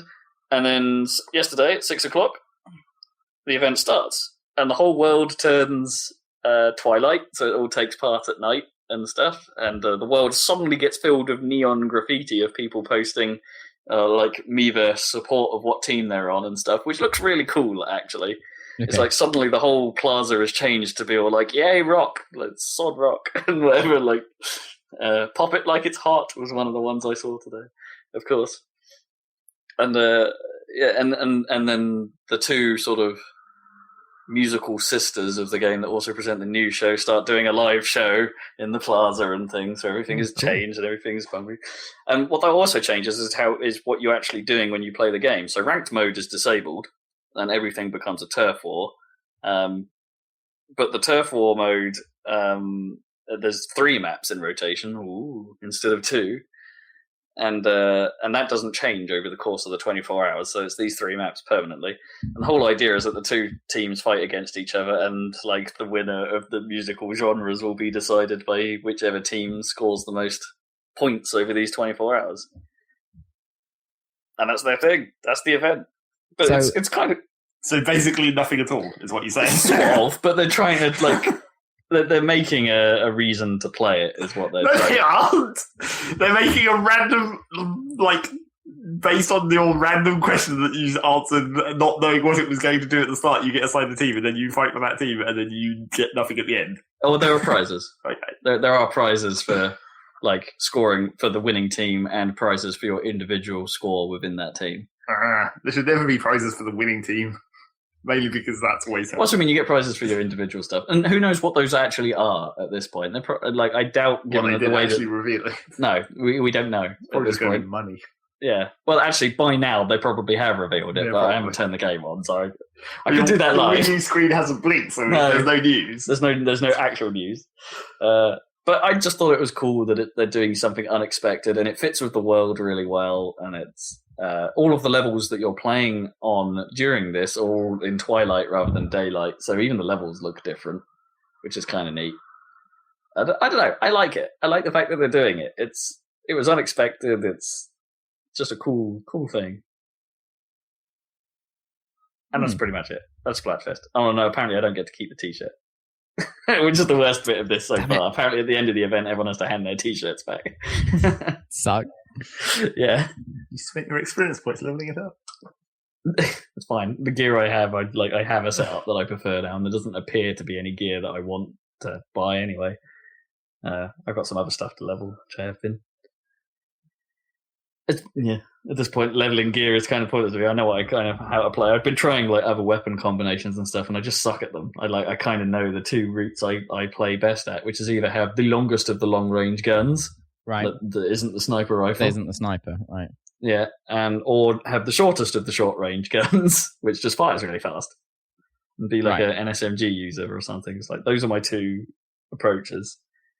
So what's the longest range thing like? Is it like an assault rifle type thing? It kinda, yeah. It's called the Dual Squelcher, is the one I use at the moment. And it just basically fires. It's not very powerful, but it fires the longest range of any of the right. So you try and keep away from them. Yeah, as long as you keep your distance and you spot people first, you'll probably be all right. So that's my tactic for ranked, is to use that, and for turf war I use the Aerospray RG, and which basically covers a lot of ground and is super effective at close range. Splatoon, still playing it, still love it. You never use the rollers? I have tried, and I think I just kind of suck at it. Right. There are players that are quite good at it, like doing the surprise tactic and then using the flinging thing that it does, which acts as a kind of a shotgun. Which actually, if you get it just right, if you're up high, that thing has a surprising amount of range. So it's like you can use it quite effectively, but I just suck at it. I made Kippers play it, like Splatoon, and he couldn't get to grips with the controls in the couple of games that he played. And he came up with the swearing at Splatoon. And he came up with the classic, the classic quote that everyone makes, as it turns out, when they're learning the game, which is, "Man, Roller's OP." And it's like they're really not. They're not OP. Yeah, that's the whole point, isn't it? But they really they are, but they're not. No, they're really not. But when you're a new player, they just seem to murder you all the time. Maybe it's just learning how to move in that world. As soon as you learn how to move properly, then you spot them coming, and it's like, well, okay, not so much of a threat now. Splatoon kicks ass. So the other callback we made earlier is we sort of mentioned the Lego games, I mentioned the Lego game by saying that Lego City was pretty great. That was a tiny mention, but yeah. Okay. It was a tiny mention, but we did. And so the bit I want to come back to is that Noam and I started playing after Lego Marvel Superheroes after I had some success of playing Lego Harry Potter with her in the past. Okay. That game isn't as good as I think either of those two that I mentioned. Yeah, there's fucking many of them now. So the writing is still okay in that it does its slapsticks thing quite well, but now obviously all the characters talk and there's the occasional good joke thrown in there. But mechanically, it feels all over the shop, and the actual story is all over the shop. It's like we need to throw every character that Marvel has into this thing somehow. And so it just becomes a horrible mash of now you're playing as this hero, now you're playing as this hero, now you're playing as this hero. Why are we doing this? Because apparently all the villains are stealing cosmic bricks and we suck at stopping them. Right, okay. And it doesn't tutorialize very well. And then at some point you discover, there is an open world element to this. There is a hub world that I can explore and find stuff to do in with side quests that don't appear to work very well and stuff like that. But it's never really explicitly said any of that, and but the levels seem relatively, normal affair, I suppose, for a Lego game. Sorry, like the same sort of thing. Get in, there's stuff to find, there's secrets to find. There's not everything you can do in your first playthrough because you don't have every ability, or you don't have characters that could do those things. So it becomes somewhat standard affair, except it actually just generally isn't as good as what they've done before. Like the gameplay is kind of weirdly more boring. It's often quite confusing to know what you're supposed to be doing, and it is quite buggy, as it turns out. We've got stuck in plenty of times, actually just physically stuck in bits of geometry. I've been stuck in a hole and been respawning back into the hole, which isn't particularly helpful. Wholly unnecessary. It is wholly... I can't expand on that. Okay. Holy crap. Holy crap. So I've come away actually feeling quite disappointed by it because it's I've seen what they're capable of in Harry Potter is not a complex game, but it actually seems to make the Lego formula work very well and doesn't focus on mindless combat that much. Maybe they've got a B team working on this stuff now, and they're working on Lego Worlds or whatever it is, and making that awesome or whatever, and they're churning these stuff out. Because I just saw on Amazon.co.uk or whatever that there's a Lego Jurassic World game. I mean, they're just really pumping them out, aren't they? They must have a B team. It's 3 or 4 a year or something. They probably have, they probably have 4 teams, I reckon, given how much they're doing. Because the A team presumably is working on Dimensions, right? No, I was thinking of the world, the one that's the Minecraft one looks more impressive than Dimensions. No, I don't think that's an A-team thing either. That's not actually as large as it seems like from what I've been reading. Really? Yeah. Okay. Maybe it's Dimensions. Well, maybe one of their smaller teams that's working on Worlds just because perhaps it's a bit of a punt, that one, whereas Dimension sounds like it would probably do all right for itself. I don't know, because if you're Lego, Minecraft is a massive success, and Lego and Minecraft is obvious. I mean, everyone originally described Minecraft as computerized Lego, right? So you'd think that would be something to really take seriously if you were gonna finally do it. Yeah, maybe. I don't know. Who knows? but they must have. I reckon Traveller's Tales must be enormous, right? Like as an organisation. They're British. But then we say that they are churning them at some point. They were. I don't know if that's still true. But given that even though they do churn everything out, fundamentally the games are still the same structure. There's still, you have to get so many studs in the level. There's still so many things to find. The game is still filled with millions of characters. There's still a dude to save in every level, which in this case is Stan Lee, which is kind of neat. They're always the same game, really, under the hood, and they always have been since Lego Star Wars. But then they broke that tradition with Lego City, which, yes, it still has the same core, but the way it was written, the way it played, and its open worldness sort of showed a spark of ingenuity. It's like, this is the best one of these you've ever done. Carry on down this direction, and you'll be all right. And they haven't. They've kind of forgotten that happened. I mean, let's not forget that happened, I think, before Lego Movie came out, and it still has that same style of writing and that same level of humor, and is probably just as good, writing-wise. And it's like, that's what you should be doing. Don't make this. Presumably don't make Lego Jurassic World. I don't know. I'm guessing so. Fail. Yeah, so that's quite disappointing. I don't know how long we'll stick with that before Gnome will just have had enough. Probably not much longer, to be honest. And maybe I'll take it up in solo to see if it works a bit better single player. But as it stands, I'm not feeling it. And it's one of those things where, annoyingly, you go, it can't just be me, right? So you then go and check the Steam reviews, which of course has everyone just saying, yeah, this is the best Lego game I've played. And it's like, great, you're no help. Yeah, not helpful at all. You obviously haven't played the Wii U version, because no one has. What, Lego City Undercover? Yeah, I mean, that's the best one. Clearly. Yeah, but that's the most different one, probably, so far. Yeah. Oh, definitely. Yeah, it's the one that stands out. So there's that. I also, after being somewhat mediocre about Castle Storm, have continued to play that for some reason. I'm not 100% sure why. It is just mindless, I suppose. Maybe there's that to it, that it's just, something to do. But I got to the point where I thought, I'm actually getting quite near the end of this campaign. And then the game pulls a horrible curveball and say, no, actually, that's only campaign 1 of 4. And it's like, sorry, what? So me finishing this thing suddenly has become perhaps infeasible. It's like it was kind of a neat bait and switch in a way, but it's like, just this can't. There isn't enough to this game to warrant 4 times as much content as I thought there was. Or it's not 4 times as much content. The other campaigns aren't as long, but even so, yeah. So I don't know. Knowing me, I will probably still pick at it occasionally, but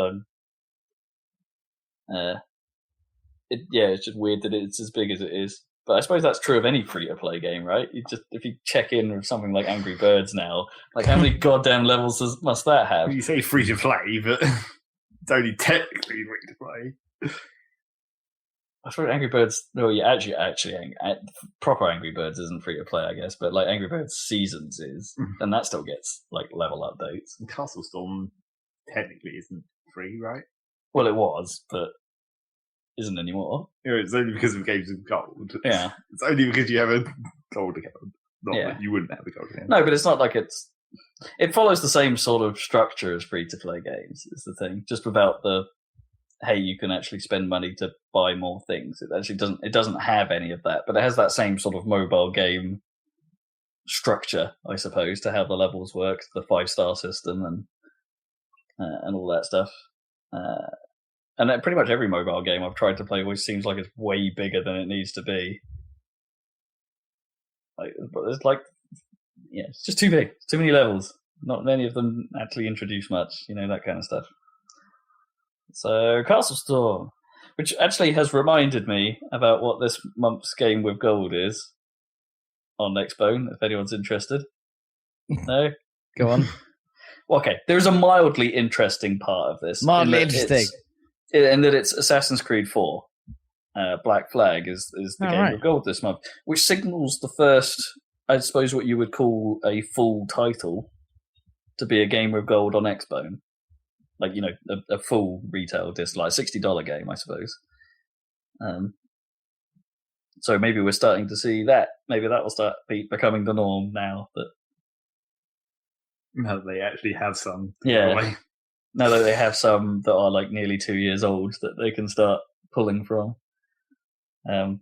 So Xbone Games of Gold becoming proper full games, I suppose. Well, that's mildly a good trend. Mildly interesting. Cool. 2 more things on my list. One of which was South Park: The Stick of Truth. I've started playing that. Oh yeah, what do you think so far? It's so South Park. I really need to play that. And not even in like the best possible way. It is such a recreation of the show that it's really good. Is basically what I'm saying. Like the writing is top notch. It is as good as the show. The setup is pretty much as bizarre as you would think it would be. Using your farts as a weapon with Cartman calling them dragon shouts is funnier than it should be. Mm-hmm. By a long shot. Defending the shitty wok from Mongolians, funnier than it should be. I don't know how they get away with those racist jokes. Yeah, they're so knowing. I really don't. The game is just as bad as the show. When you use Mr. Slave Summon for the first time, you're just like, oh god, they went there. You're right. Oh, that is really bad. There are plenty of moments like that, and it's if you like South Park and you like how far it goes with it, there's absolutely no reason why you shouldn't be playing this. No. I mean, the RPG elements are somewhat simplistic, shall we say, and it does the same sort of things that every RPG game does, I suppose, but just changes the names of things. Like instead of poison, you get grossed out, which is especially funny when you're going against ginger kids, and like whenever you get attacked by them, your character gets totally grossed out by it. They're just so ginger. Yeah, stupid things like that. And then when you realise, that actually it's like what is happening in this game is that the kids are basically just beating the crap out of each other. Like Butters is carrying around a fucking hammer and hitting people around the face with a hammer, and you're like, oh, this is actually happening in this world. Okay. It's like your character, for the most part, has a cardboard sword, but no, Butters is just using a hammer. It's really stupid. It's great. Recommend. I haven't played that much of it, like 4, maybe 5 hours of it, but so far I'm having a ball. So far you're loving it. Sweet. Yep. The last thing that I have played, which is a convenient segue for Zach, is Dirt Rally. Woo! You bought it. I've been playing it, yeah, and I've been playing it with the wheel. It feels good on a wheel. I can confirm that much. My old Sidewinder is getting some more use. Yeah, it's pretty cool. I do like the direction they're going with it. I think it has a lot of promise, but I have to be aware that it is early access, and as a result, I think it does have problems that I think or hope will be fixed. Mm-hmm. So this isn't necessarily, you shouldn't take this as a criticism of the game as full. I think these are things that are possibly still ironing out, because they are kind of crucial to the game, really.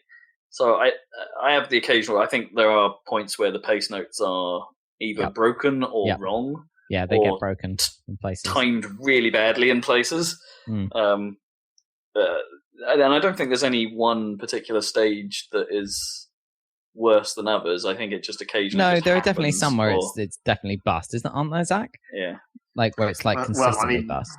There was that last patch where it actually fucked one of the stages up completely, where it like repeated the same note twice every quarter. Oh yeah, that's pretty bad for some reason. But they fixed that. There's just some pace notes that I just think are wrong, but maybe that's still an opinion thing. I think there are, or I think more to the point, I think it's annoying when the game is actually missing a detail about a turn that would be critical. I mean, normally it's very detailed, but there's one particular corner on Greece that I really think should be marked as slippy. Like, because you take it at the speed that it sounds like it should be. It's a 3 right, or it's a turn 3 right or something. But for some reason, whenever you take that one, the ground is unbelievably slippy on that one corner, and it doesn't warn you about it. And you just suddenly slide off the course for miles. Like, you don't just slightly go off the course. You go a long way off the course until you remember that turn is there, and then you deal with it. And I think there are a few corners like that where it just doesn't give you quite enough info or quite enough warning about what you need to be doing. I've been having more problems recently with not getting.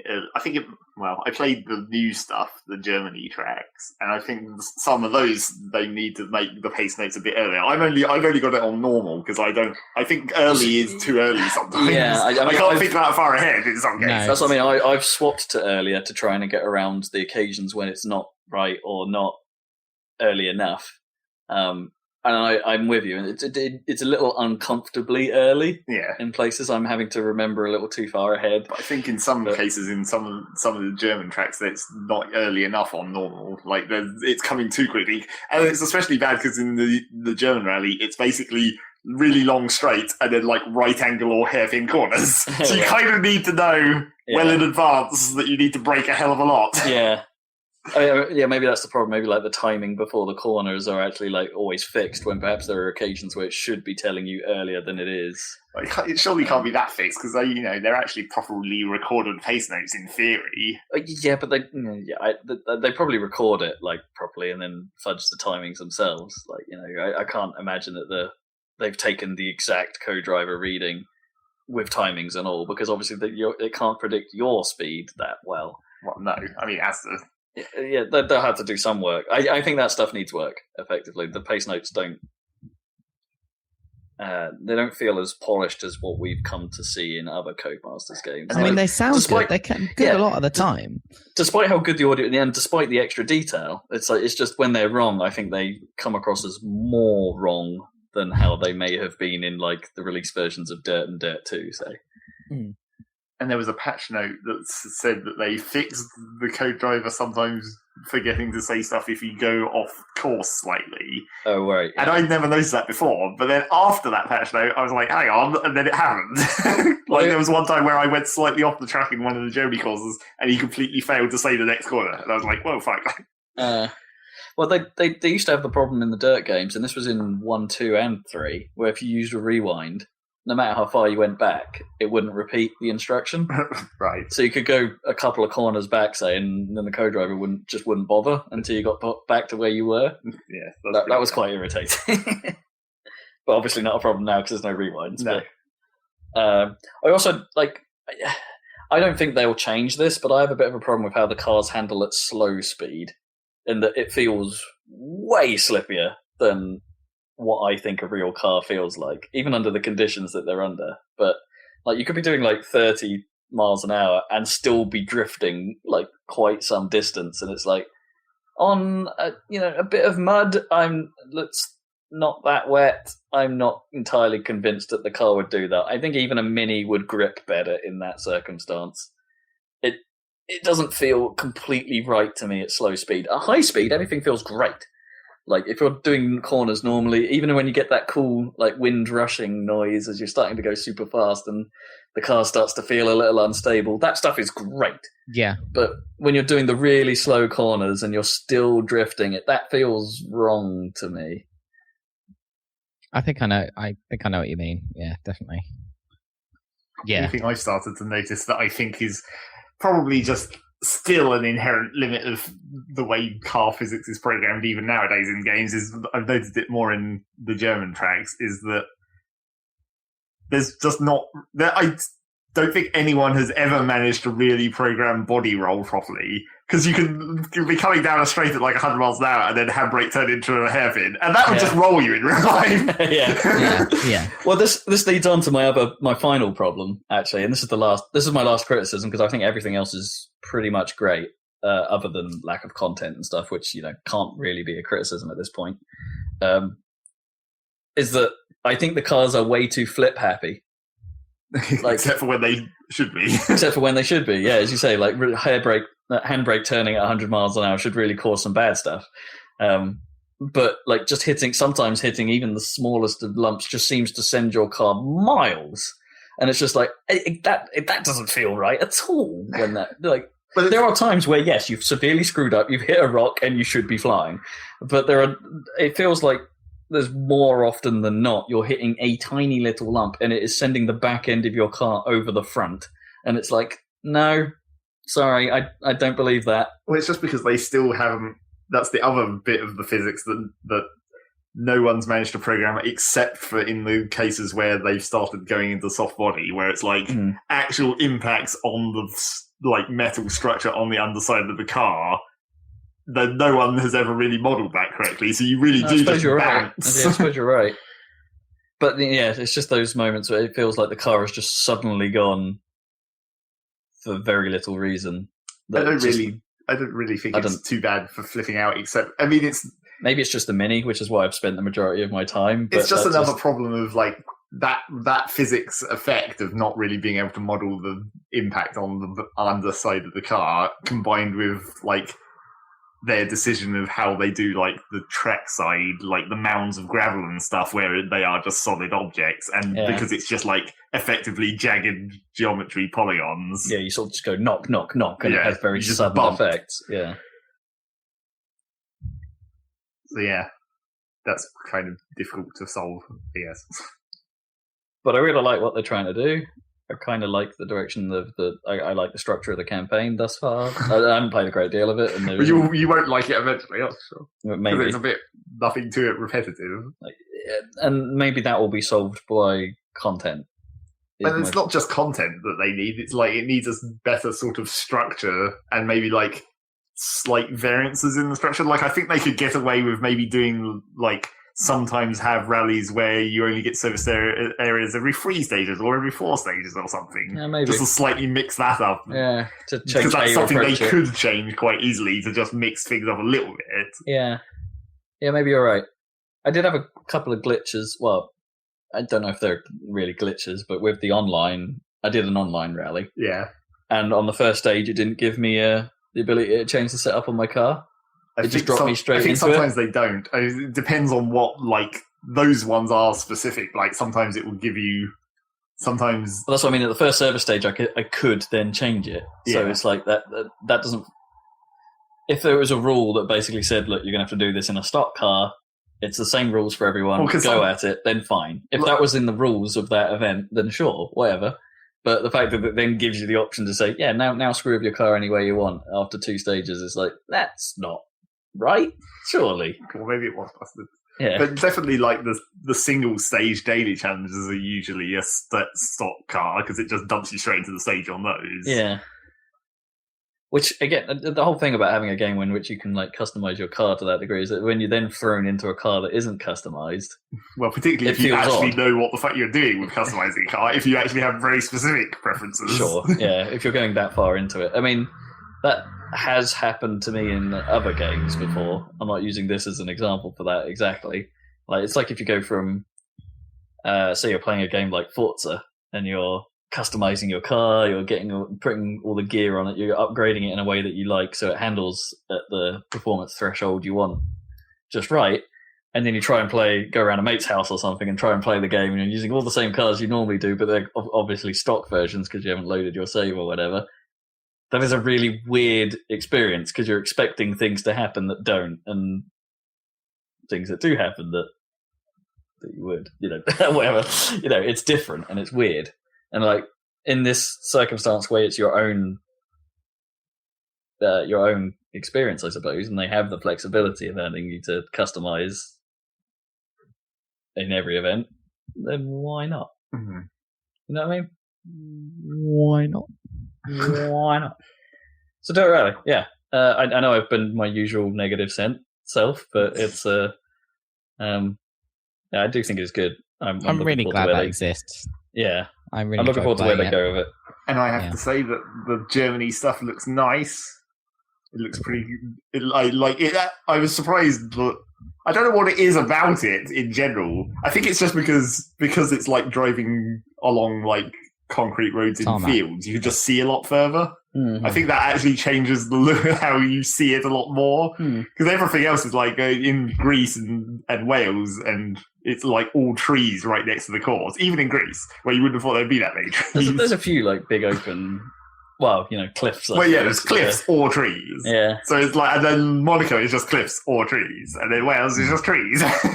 And there's a couple of fields. Yeah, that one open field and the smelter, I suppose, as they would have called it. But yeah, because Germany is just like a lot of fields, and it's all like quite flat as well. So you're not on a raised road like you are in Wales with the fields going down the side. You're on the same level annoying. as the fields. Yeah.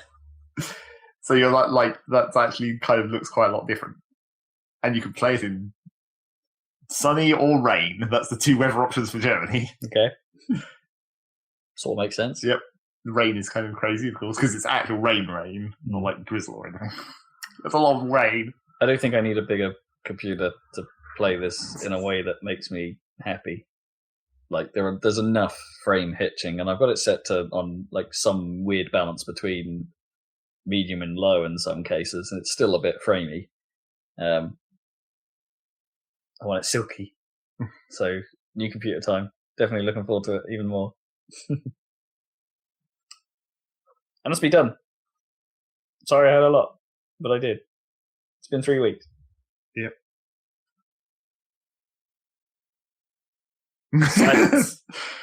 A moment of silence for Rob's gaming in 3 weeks. It's time for Zach's gaming in the last 3 weeks, I guess, or less. Yep, because I've got another 6 whole games to talk about. So, Boom. So prepare for this podcast to be extremely long. Oh, God. You've only got another 20 minutes. Yeah.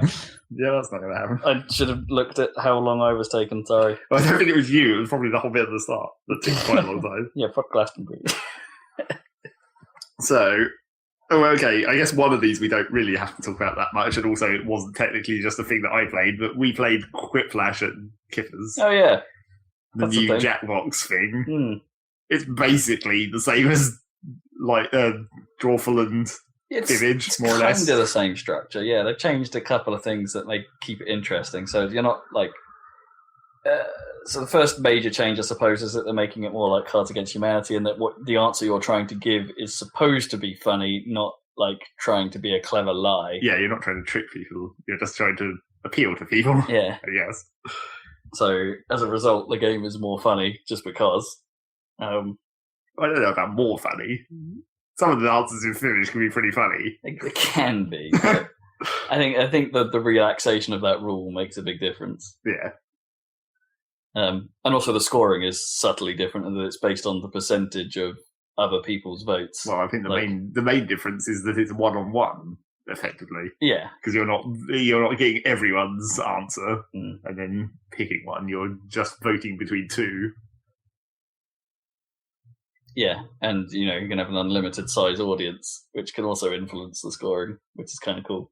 Yeah, if you're streaming it, for instance, they've made the game sort of streaming aware for that reason, or. Even though it supports 8 players, which is pretty good in the first place, but to have 8 players and then any number more is kind of cool. Yeah, and it's meaningful having the other players, having the audience. So it's neat in that respect. Yes. It's funny. It's worth it. It's funny if you're funny. That's the important thing. It's funny if you're funny people. If you're not funny people, don't play this game.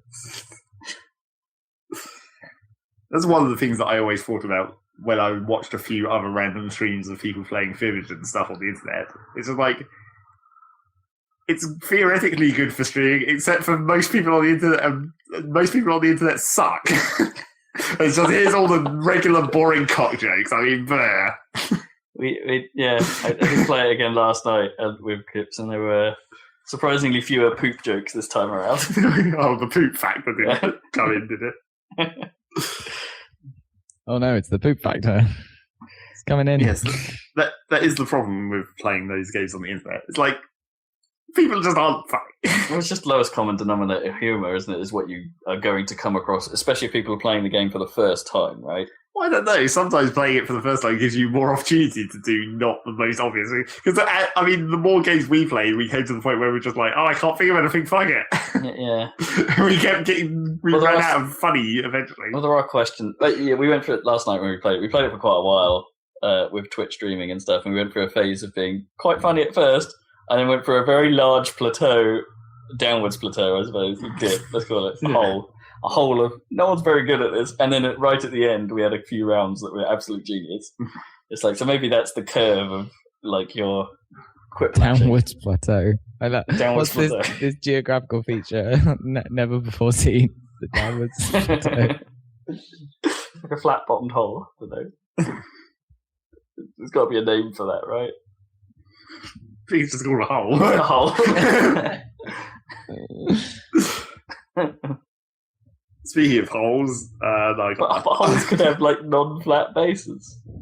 They could, but I don't think you really distinguish between them necessarily. Probably not. I tried to segue speaking of holes, and then looked at my list to see which one of these games actually had holes in. I guess it would be Terraria. You have been playing a lot of that. There's a lot of holes in Terraria. Why have you been playing Terraria again? Because another fucking patch came out. Oh, it's 1.3. They added a whole bunch of new stuff and some rebalancing to the old stuff. So, you know, play it again. I guess. Was it worth it? Pretty much. Okay. It's still good. So why are they doing that instead of making Terraria 2? That is the question. Yeah. It's like, who are these people who are still making these patches? What happened to Terraria 2? So yeah, that came out and I played quite a lot of it. And, well, for a change, I actually played it with someone. So that's new for me, I guess. I hadn't actually played it in multiplayer before. Not that makes it that much different. Just easier to build stuff faster, I guess. Sorry, I got very confused. I thought you had... Oh, no, wait, that was Starbound. Yes. It's very similar.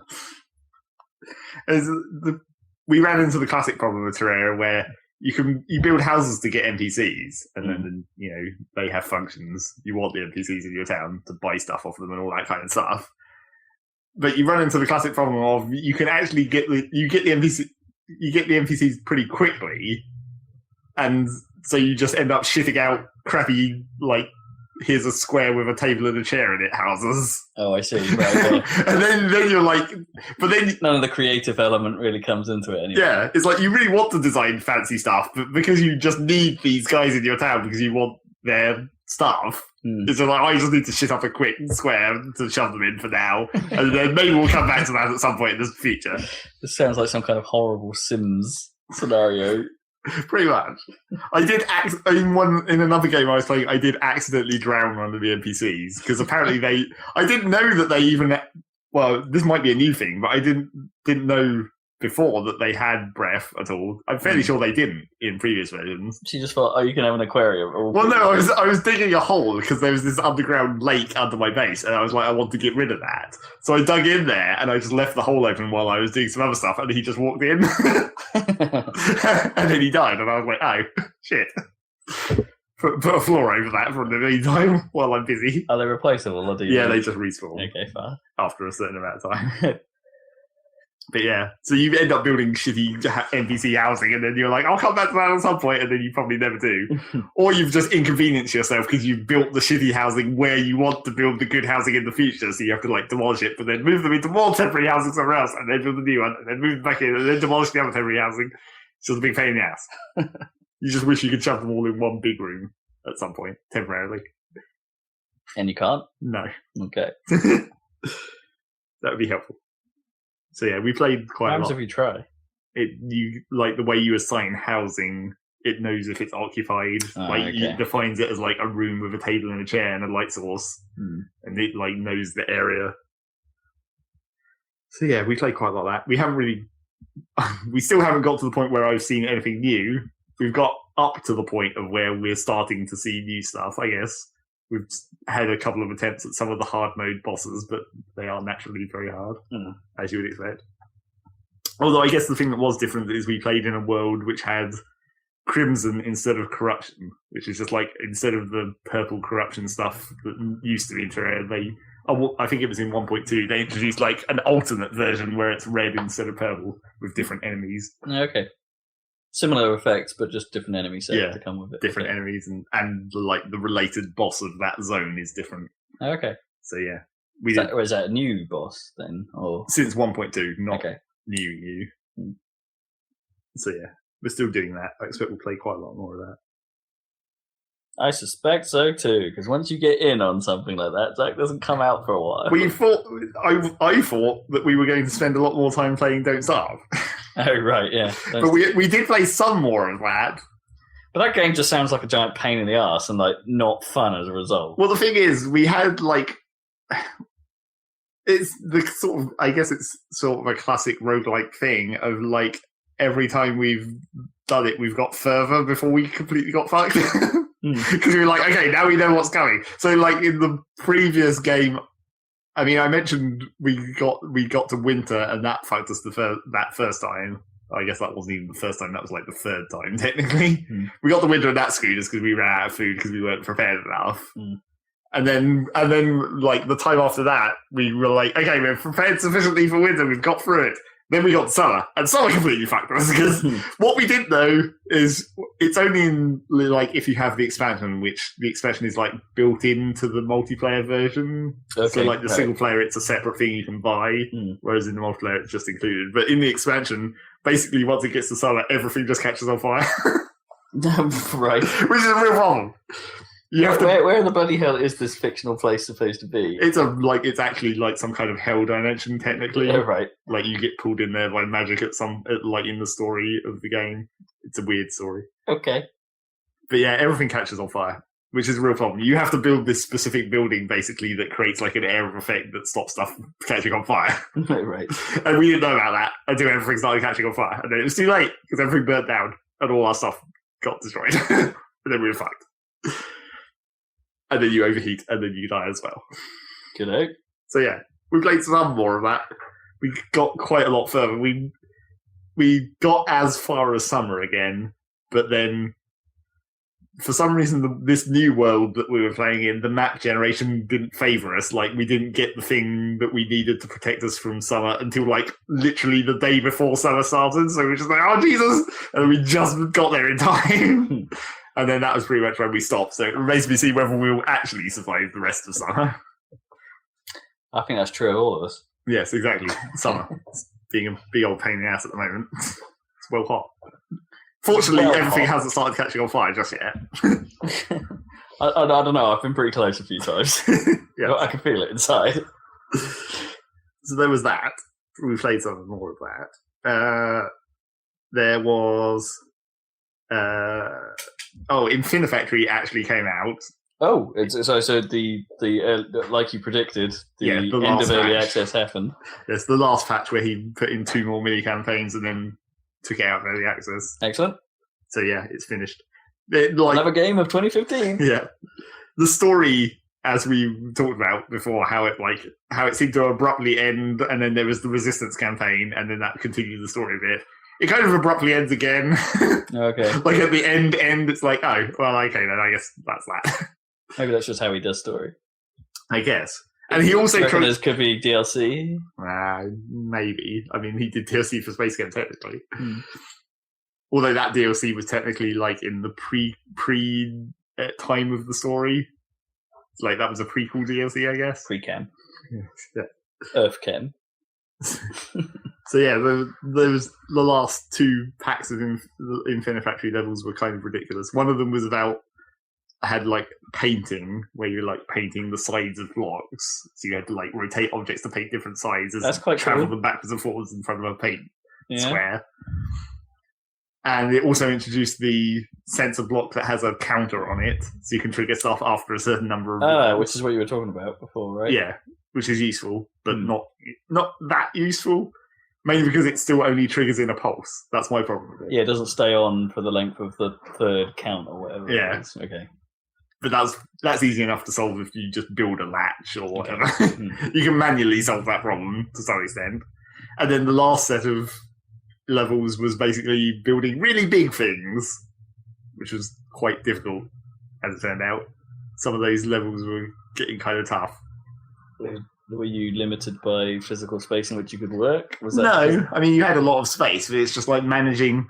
I guess it wasn't so much building the really big things that was the problem. It was that like the really big things had some very specific welding problems, which are always the main problem. Whereas like when you're trying to weld a pillar into the middle of something, that's not really possible to do. You have to like weld it with half the top of the pillar missing and then weld the other half together, because it's easier to weld two things together sideways than it is to weld like vertically.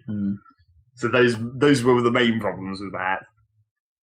And then just like I said previously about the other, like the teleporters in the earlier part of the campaign, where those had already been in Space Camp, it's like he also did another thing that had already been in Space Camp, where he snuck in a defense mission where it's like it's a sort of semi-real-time thing where you have to, like, enemy ships are coming to attack you and you have to destroy them by targeting different sectors of the map. And, like, basically you have to send the products into different ports depending on which sector you're targeting. Weird. So that gave you, like, the toggle switch, the way you can manually toggle it. So if you basically had to build the thing quickly enough and then... No, I mean, you still can pause and everything. It's just, like, you just had to set up, like, it has, like, one input and then, like, 4 outputs, so you just had to build a thing where you could hit toggle switches to change which output the things were going into. Okay, and I guess that... Yeah, it's how quick the product gets to the thing is key to success. Yeah, you need to be as efficient as possible to make sure, because the products don't come in very quickly. So you have to make sure you're routing them as efficiently as possible. At the very least, allowing them to stockpile if you get downtime. Yeah, that was my problem, because I couldn't really figure out a good way to do that. So I ended up like splitting the input into 2. And then having it so that if one of them wasn't being used, then it would stockpile, but otherwise it just had to fire half as much. So I took some damage, but it was like fast enough to cope. I don't know. There might be an easier way, a more efficient way to do it, or something. Because ideally, you want all of the products to go into whichever one you want, but the trouble is sometimes you need to attack more than one angle at once. Sure. Yeah. So it becomes a bit of a tricky problem. You just need an on-off switch before your toggle, right? So they will pile up like behind. That is kind of what I did in the end for like the 2 separate tracks. Just had it so you can shut one side off temporarily. So yeah, there was that. Got through it. Cool. Finished it. It's out. For reals. For realsies. Play that. GOTY contender. Yes, clearly. More so than Space Camp was, I guess. It probably is going to get my vote for best music, because I like that music. Okay. I might need to go check that out then. They said they were going to release the OST, but they haven't yet, so we'll see. Okay. It'll be nice if that happens. Because otherwise I don't know how you can't, like, the guy who made the music uploaded one of the tracks onto his whatever music webpage he's on, I forget. One of those services. Okay. He uploaded one of the tracks, and I was like, yeah, I want the rest of them. And he's like, OST coming soon. So maybe. So there was that. A long time ago at this point, like almost, I think it was before even the E3 podcasts, I played Grow Home. Oh, have you? Okay. Because that was in the Steam sale. I guess that must have been approximately the same time as the E3 podcast. Oh, I might have missed that. Oh. So I played it, and it's not that much of a game, I guess. Is it a fun experience? Yeah, it's all right. You grow the giant plant. Yeah. Jump around and grab shit, fly. Grab shit and fly, yeah. It's a weird thing of just. I think.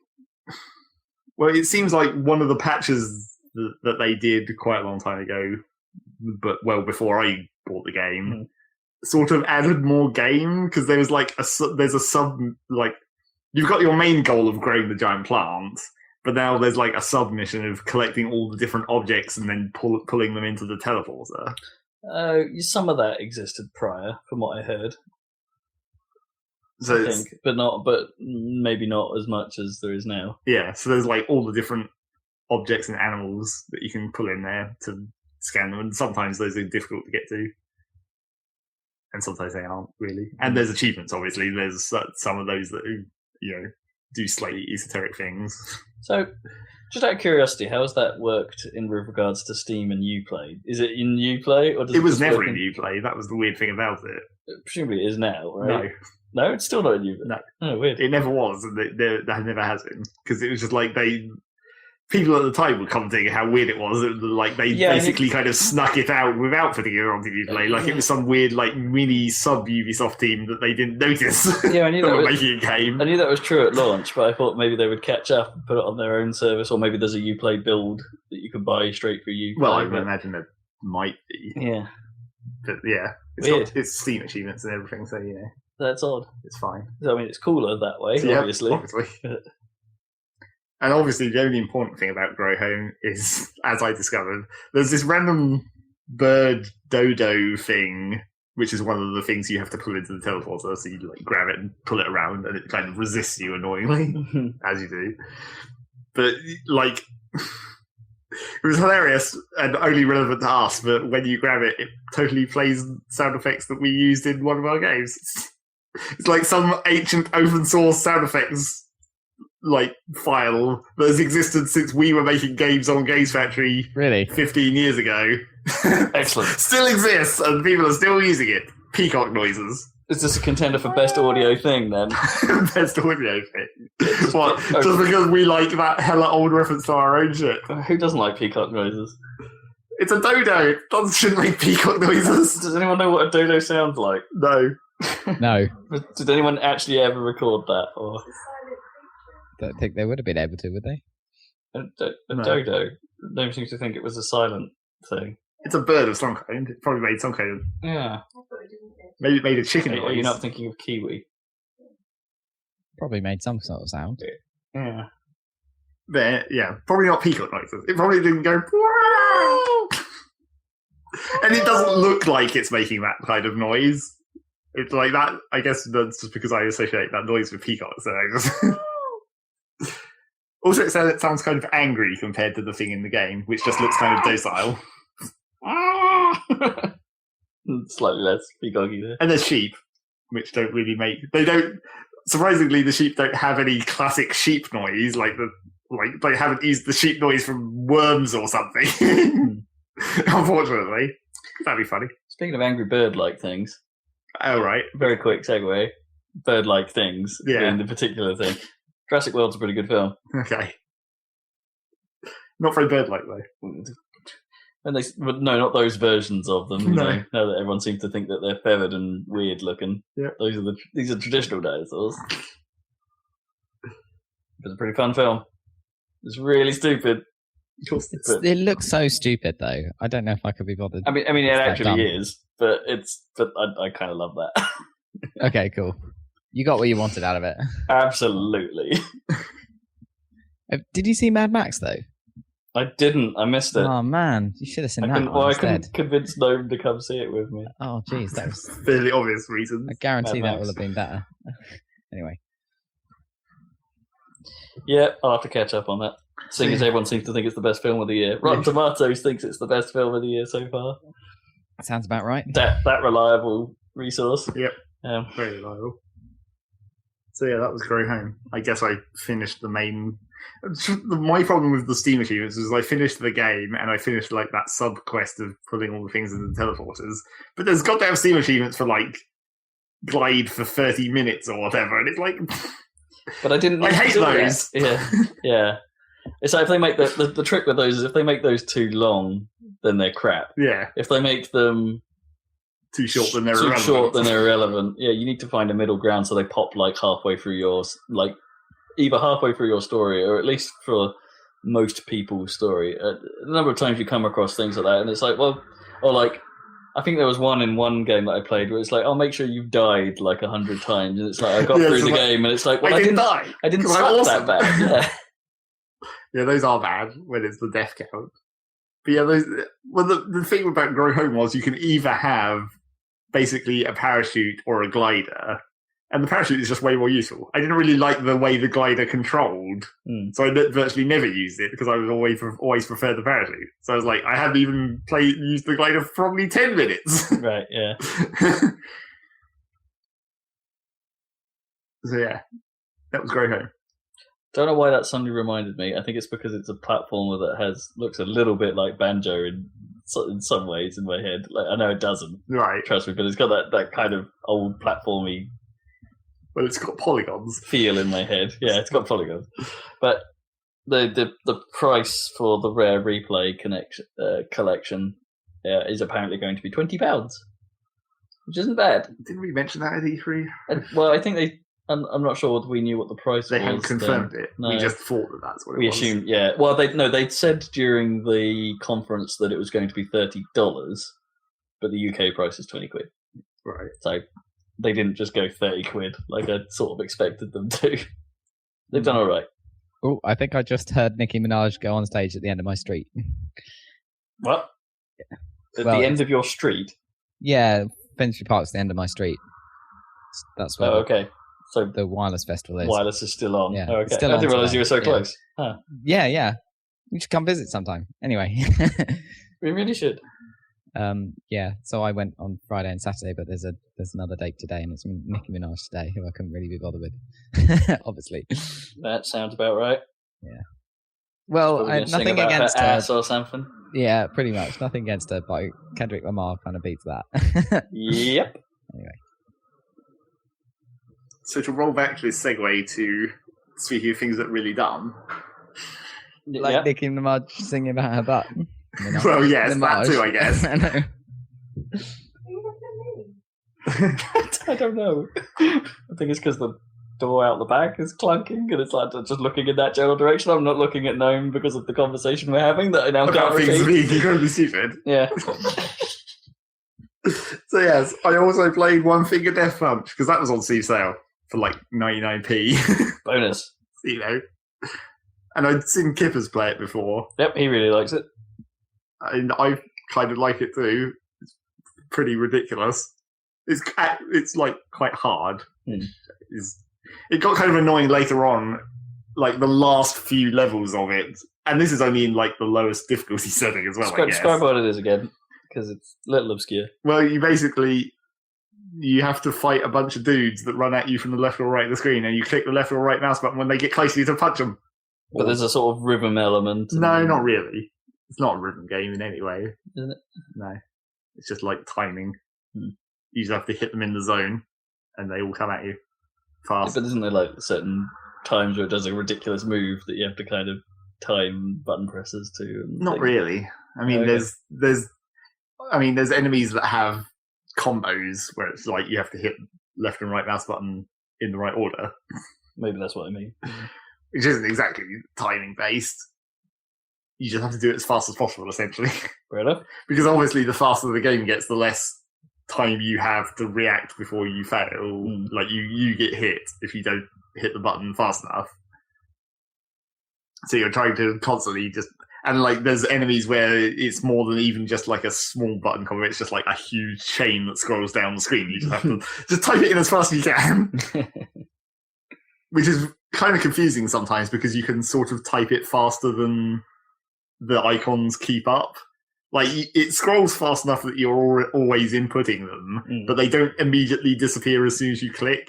So you kind of have to like look at it and just remember how much of it you've typed. Like you're not looking right at the bottom of the list; you're looking at how far you've got into it. Oh, interesting. I don't know if that's good or bad. Yeah, it's kind of awkward in some. Is that in case you screw up and you have to start that sequence again, but it's still there? You know, I guess. Hmm. But yeah, so you're clicking these buttons to put in the combos and fighting these dudes, and it gets pretty difficult because it also has like auto scaling difficulty where if you're doing well, it speeds everything up slightly. But the trouble with that was that by the end of the game, I guess you'd call it at the end of the map, even in the easiest difficulty mode of free, I was still like failing enough of those only at 100% speed. Like it never went up again. No, I see. Because I got to the point where I could barely handle how fast it was going anyway. So I was like, well, fuck, what am I going to do when I go up to the next difficulty level? Where everything just gets far faster, probably. But I got through at least one run through the whole map. And the map is fucking huge, also. There's a lot of goddamn levels to play just in one run through. I mean, a lot of them are obviously just the same, where it's just like, kill 150 dudes. Sure. So yeah, you click buttons and they punch dudes. It's actually really fancy. Well, that's the thing that I thought was really cool about it. It's the stick figure. It's the cool stick figure animation. Yes, it's the cool stick figure animation, and it's actually surprisingly like there's a lot of cool things that can just happen, and you can actually play it in slightly more complicated ways than I thought. Like with the enemies that have button combos, where maybe it's like left, right, left or something, you don't have to. When you hit them the first time, you're not locking onto them or anything. So you're not committing to hitting all three of those buttons. So you can actually bounce off those enemies onto other enemies in between. Oh, weird. So you don't have. I mean, there are the ones that scroll have the scrolling list. You do lock into like a one-on-one fight, and then you do the whole thing. But then, like those enemies with like 2 or 3 or 4 hit combos, you can just bounce off them between normal enemies and. Oh, I see. So you do one of their hit, then go hit someone else, and then come back and do the next hit. That's quite cool. So that's actually really cool to like chain things together. And there's other things like you can get weapons, so you can just pick those up, and they slightly extend your hit zone, so you have slightly longer range. And there's also it's a kind of a subtle thing that takes a few rounds to like realize what's going on, but. I'm not sure exactly what triggers it, but I think it's if you hit an enemy like really early in your hit zone, sometimes it will turn into like a power hit, where it just does like normally it does like a slight slowdown, like it does a special animation and it like pauses slightly. So I guess that's nice just for like giving you a momentary pause. Yeah. But the important thing about it is when you get a power hit, it like it's sort of subtle. You see like this pulse go out across the screen.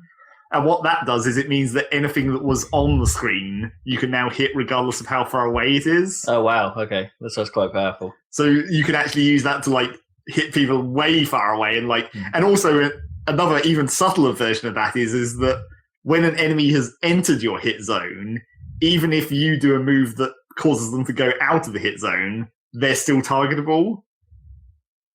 Okay. So if there's a guy coming from the right and he enters the right-hand hit zone, but then you hit a bunch of guys to the left, so you keep moving to the left, so you're going further and further away from that guy to the right, you can still just hit the right and go way back to where that other guy was. Because he was in the hit zone. Yeah, okay. Interesting. So you can actually do really ridiculous long-range combos, and then there's like weird special effects where I eventually chose to have one of the skills you can equip where after you've killed a certain number of guys, everyone that's on screen at any distance can be targeted. So you can just like jump miles backwards and forwards. It's like permanently having that power effect, basically.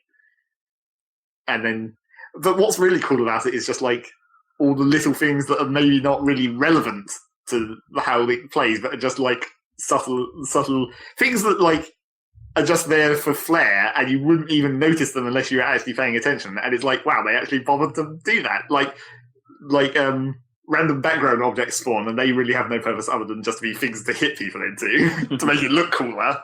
But also, if you happen to be standing in front of like a crate, when you do your attacks, your moves actually like you put your hand on the crate when you're doing your like karate kick and stuff. Oh, that's cool. It's really cool, but completely pointless because it's just an animation thing. And it's like, that's really cool. And another thing that you might not ever really notice is like sometimes if you kill an enemy who's carrying a weapon, the weapon flies into the air, and like you can grab it out of the air if you're close enough. But sometimes when the weapon flies out of the air, another enemy will grab it if they're passing underneath, and then they get the weapon. That's cool. Huh. This seems like they've thought of a lot of ways of making a relatively simple concept pretty interesting. Yeah, it's like it makes it look a lot cooler as well, where it's just like all these little subtle things that are happening, and a lot of shit is happening on screen at a time because it's kind of insane. So yeah, that's pretty cool. It's a decent little mini game. That sounds cool. It's probably easily worth 99p. Yeah, definitely. One Finger Death Punch. Happy to recommend. Yep. Check it out right now. And that was pretty much it. There we go. So you were playing GTA again by the sounds of it then? Oh, totally. I've been playing it. I've been doing heists. It's been fun. But still crashing occasionally, but it's an amazing looking game. I don't know.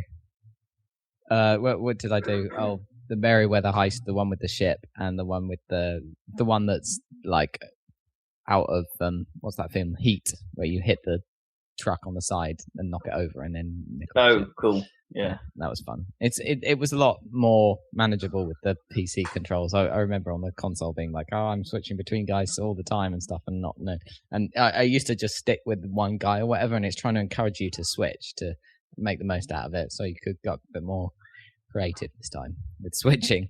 Because there's one guy up on the top who's like covering with sniper, and you can do the sniping or use the rocket launcher or whatever. And then it's like, oh, now there's a helicopter switch to the other guy, etc. So that worked better because you can see more clearly what the hell's going on the PC. And you can aim faster. And you can aim a lot faster, yeah. So it's just a lot more fun. Yeah, that game's super cool. Yeah, still do kind of want to play it. But I'm probably over halfway through the story again, I would say. Yeah. It's quite long, but yeah. I mean, you probably need your new PC, I think, Rob, for this probably craziness. Yeah. Given how high I've seen how you can set some of those settings. Yeah, I mean, it runs great, apart from the fact it crashes occasionally. I think that's just my system, though. I don't think anyone else has any problems with it. I think it gave me a message saying, like, oh, maybe you need to reinstall the game. I was like, well, I could do that. Maybe I'll give that a go. I don't want to lose my save. So it's sort of new. Yeah, I don't think this is right. The game. Yeah, it knew what went wrong. I think it was like, I can't remember what it was, but I don't know what's causing it. But anyway, never mind. But yeah, Grand Theft Auto. Grand Theft Auto. You should definitely play it sometime, Rob. Yeah, I feel like there's no way you're going to like it as much as I did, though. But I like it much more this time round than I did. Yeah. I think when I first played it, I don't know what it was about it, but it was cool, and I liked the multiple character stuff, but I didn't think it was as good as like Red Dead. And it probably isn't on balance, but it's an amazing game, regardless. Yeah, it sounds more like the GTA I might want to play. I reckon so. Compared to previous entries. Like the car handling is pretty tight and nice in this one. It's a lot of fun to just drive around, and there's loads of nice cars everywhere. Like I remember in GTA 4 waiting for ages trying to find a freaking car that. Yeah. Do you know what I mean? To steal. But you just had to steal some terrible truck that just happened to be nearby. Exactly. Yeah, it's not so bad. You get a lot of there's a lot of cool cars. And they look great. It took a while for it to even start getting any semblance of, fast cars, I guess. Or in 4, yeah. Yeah. You get them almost. In fact, the first thing you do in GTA 5 is steal a really cool fast car. I guess it's because you're already rich, right? You already have access to these things. Well, yeah, you start off as Franklin, though. Yeah, one of the characters, yeah. Yeah. GTA 5! Sweet. Yeah. It's a game. And this has been a podcast. We didn't run over that badly, I don't think. Did we? No, we did all right. Because I fairly shat through all my games. Yeah. Thank you. My bad. I still need to learn to be quicker. No, we need to get the news over quicker, probably. But there you go. Cool. Thanks for joining us, listeners. Catch you next time for more salad casting. And in the meantime, check out our YouTube channel, Happy Salad. Shit. Happy Salad there. Happy Salad shit. That famous channel. No, it's just Happy Salad, isn't it? I can't remember. The YouTube channel, it's called Happy Salad. Although I did realise, corrections column, that I may have been getting the address for the YouTube channel wrong for a long time if I said the address in full. Because I don't want to give them particularly any advertising, but /Saladcast isn't us. /Saladcast is those other bastards. The UKIP supporters. Yeah. Fuck them. Yeah, exactly. Sorry. We are /the Saladcast. Yep. But you always put it on screen anyway. So. I don't actually. The YouTube address I don't give. I just say go because you're already watching. Because you're already on it. Yeah. You don't really need to. Well, you should probably just start putting it on there. Yeah, maybe you're right. Maybe I should add it to the... Just to be safe. Yeah. But then I'll say it wrong. Because I always do. So check that out, listeners. There'll be more videos. Maybe there'll be some involving me at some point in the future. But in the meantime, check out Robert Zach's awesome videos, and we'll catch you for another sidecast in a couple of weeks. Dan Video Hype. Bye. Bye. Zach say something. No. Classic. Yep.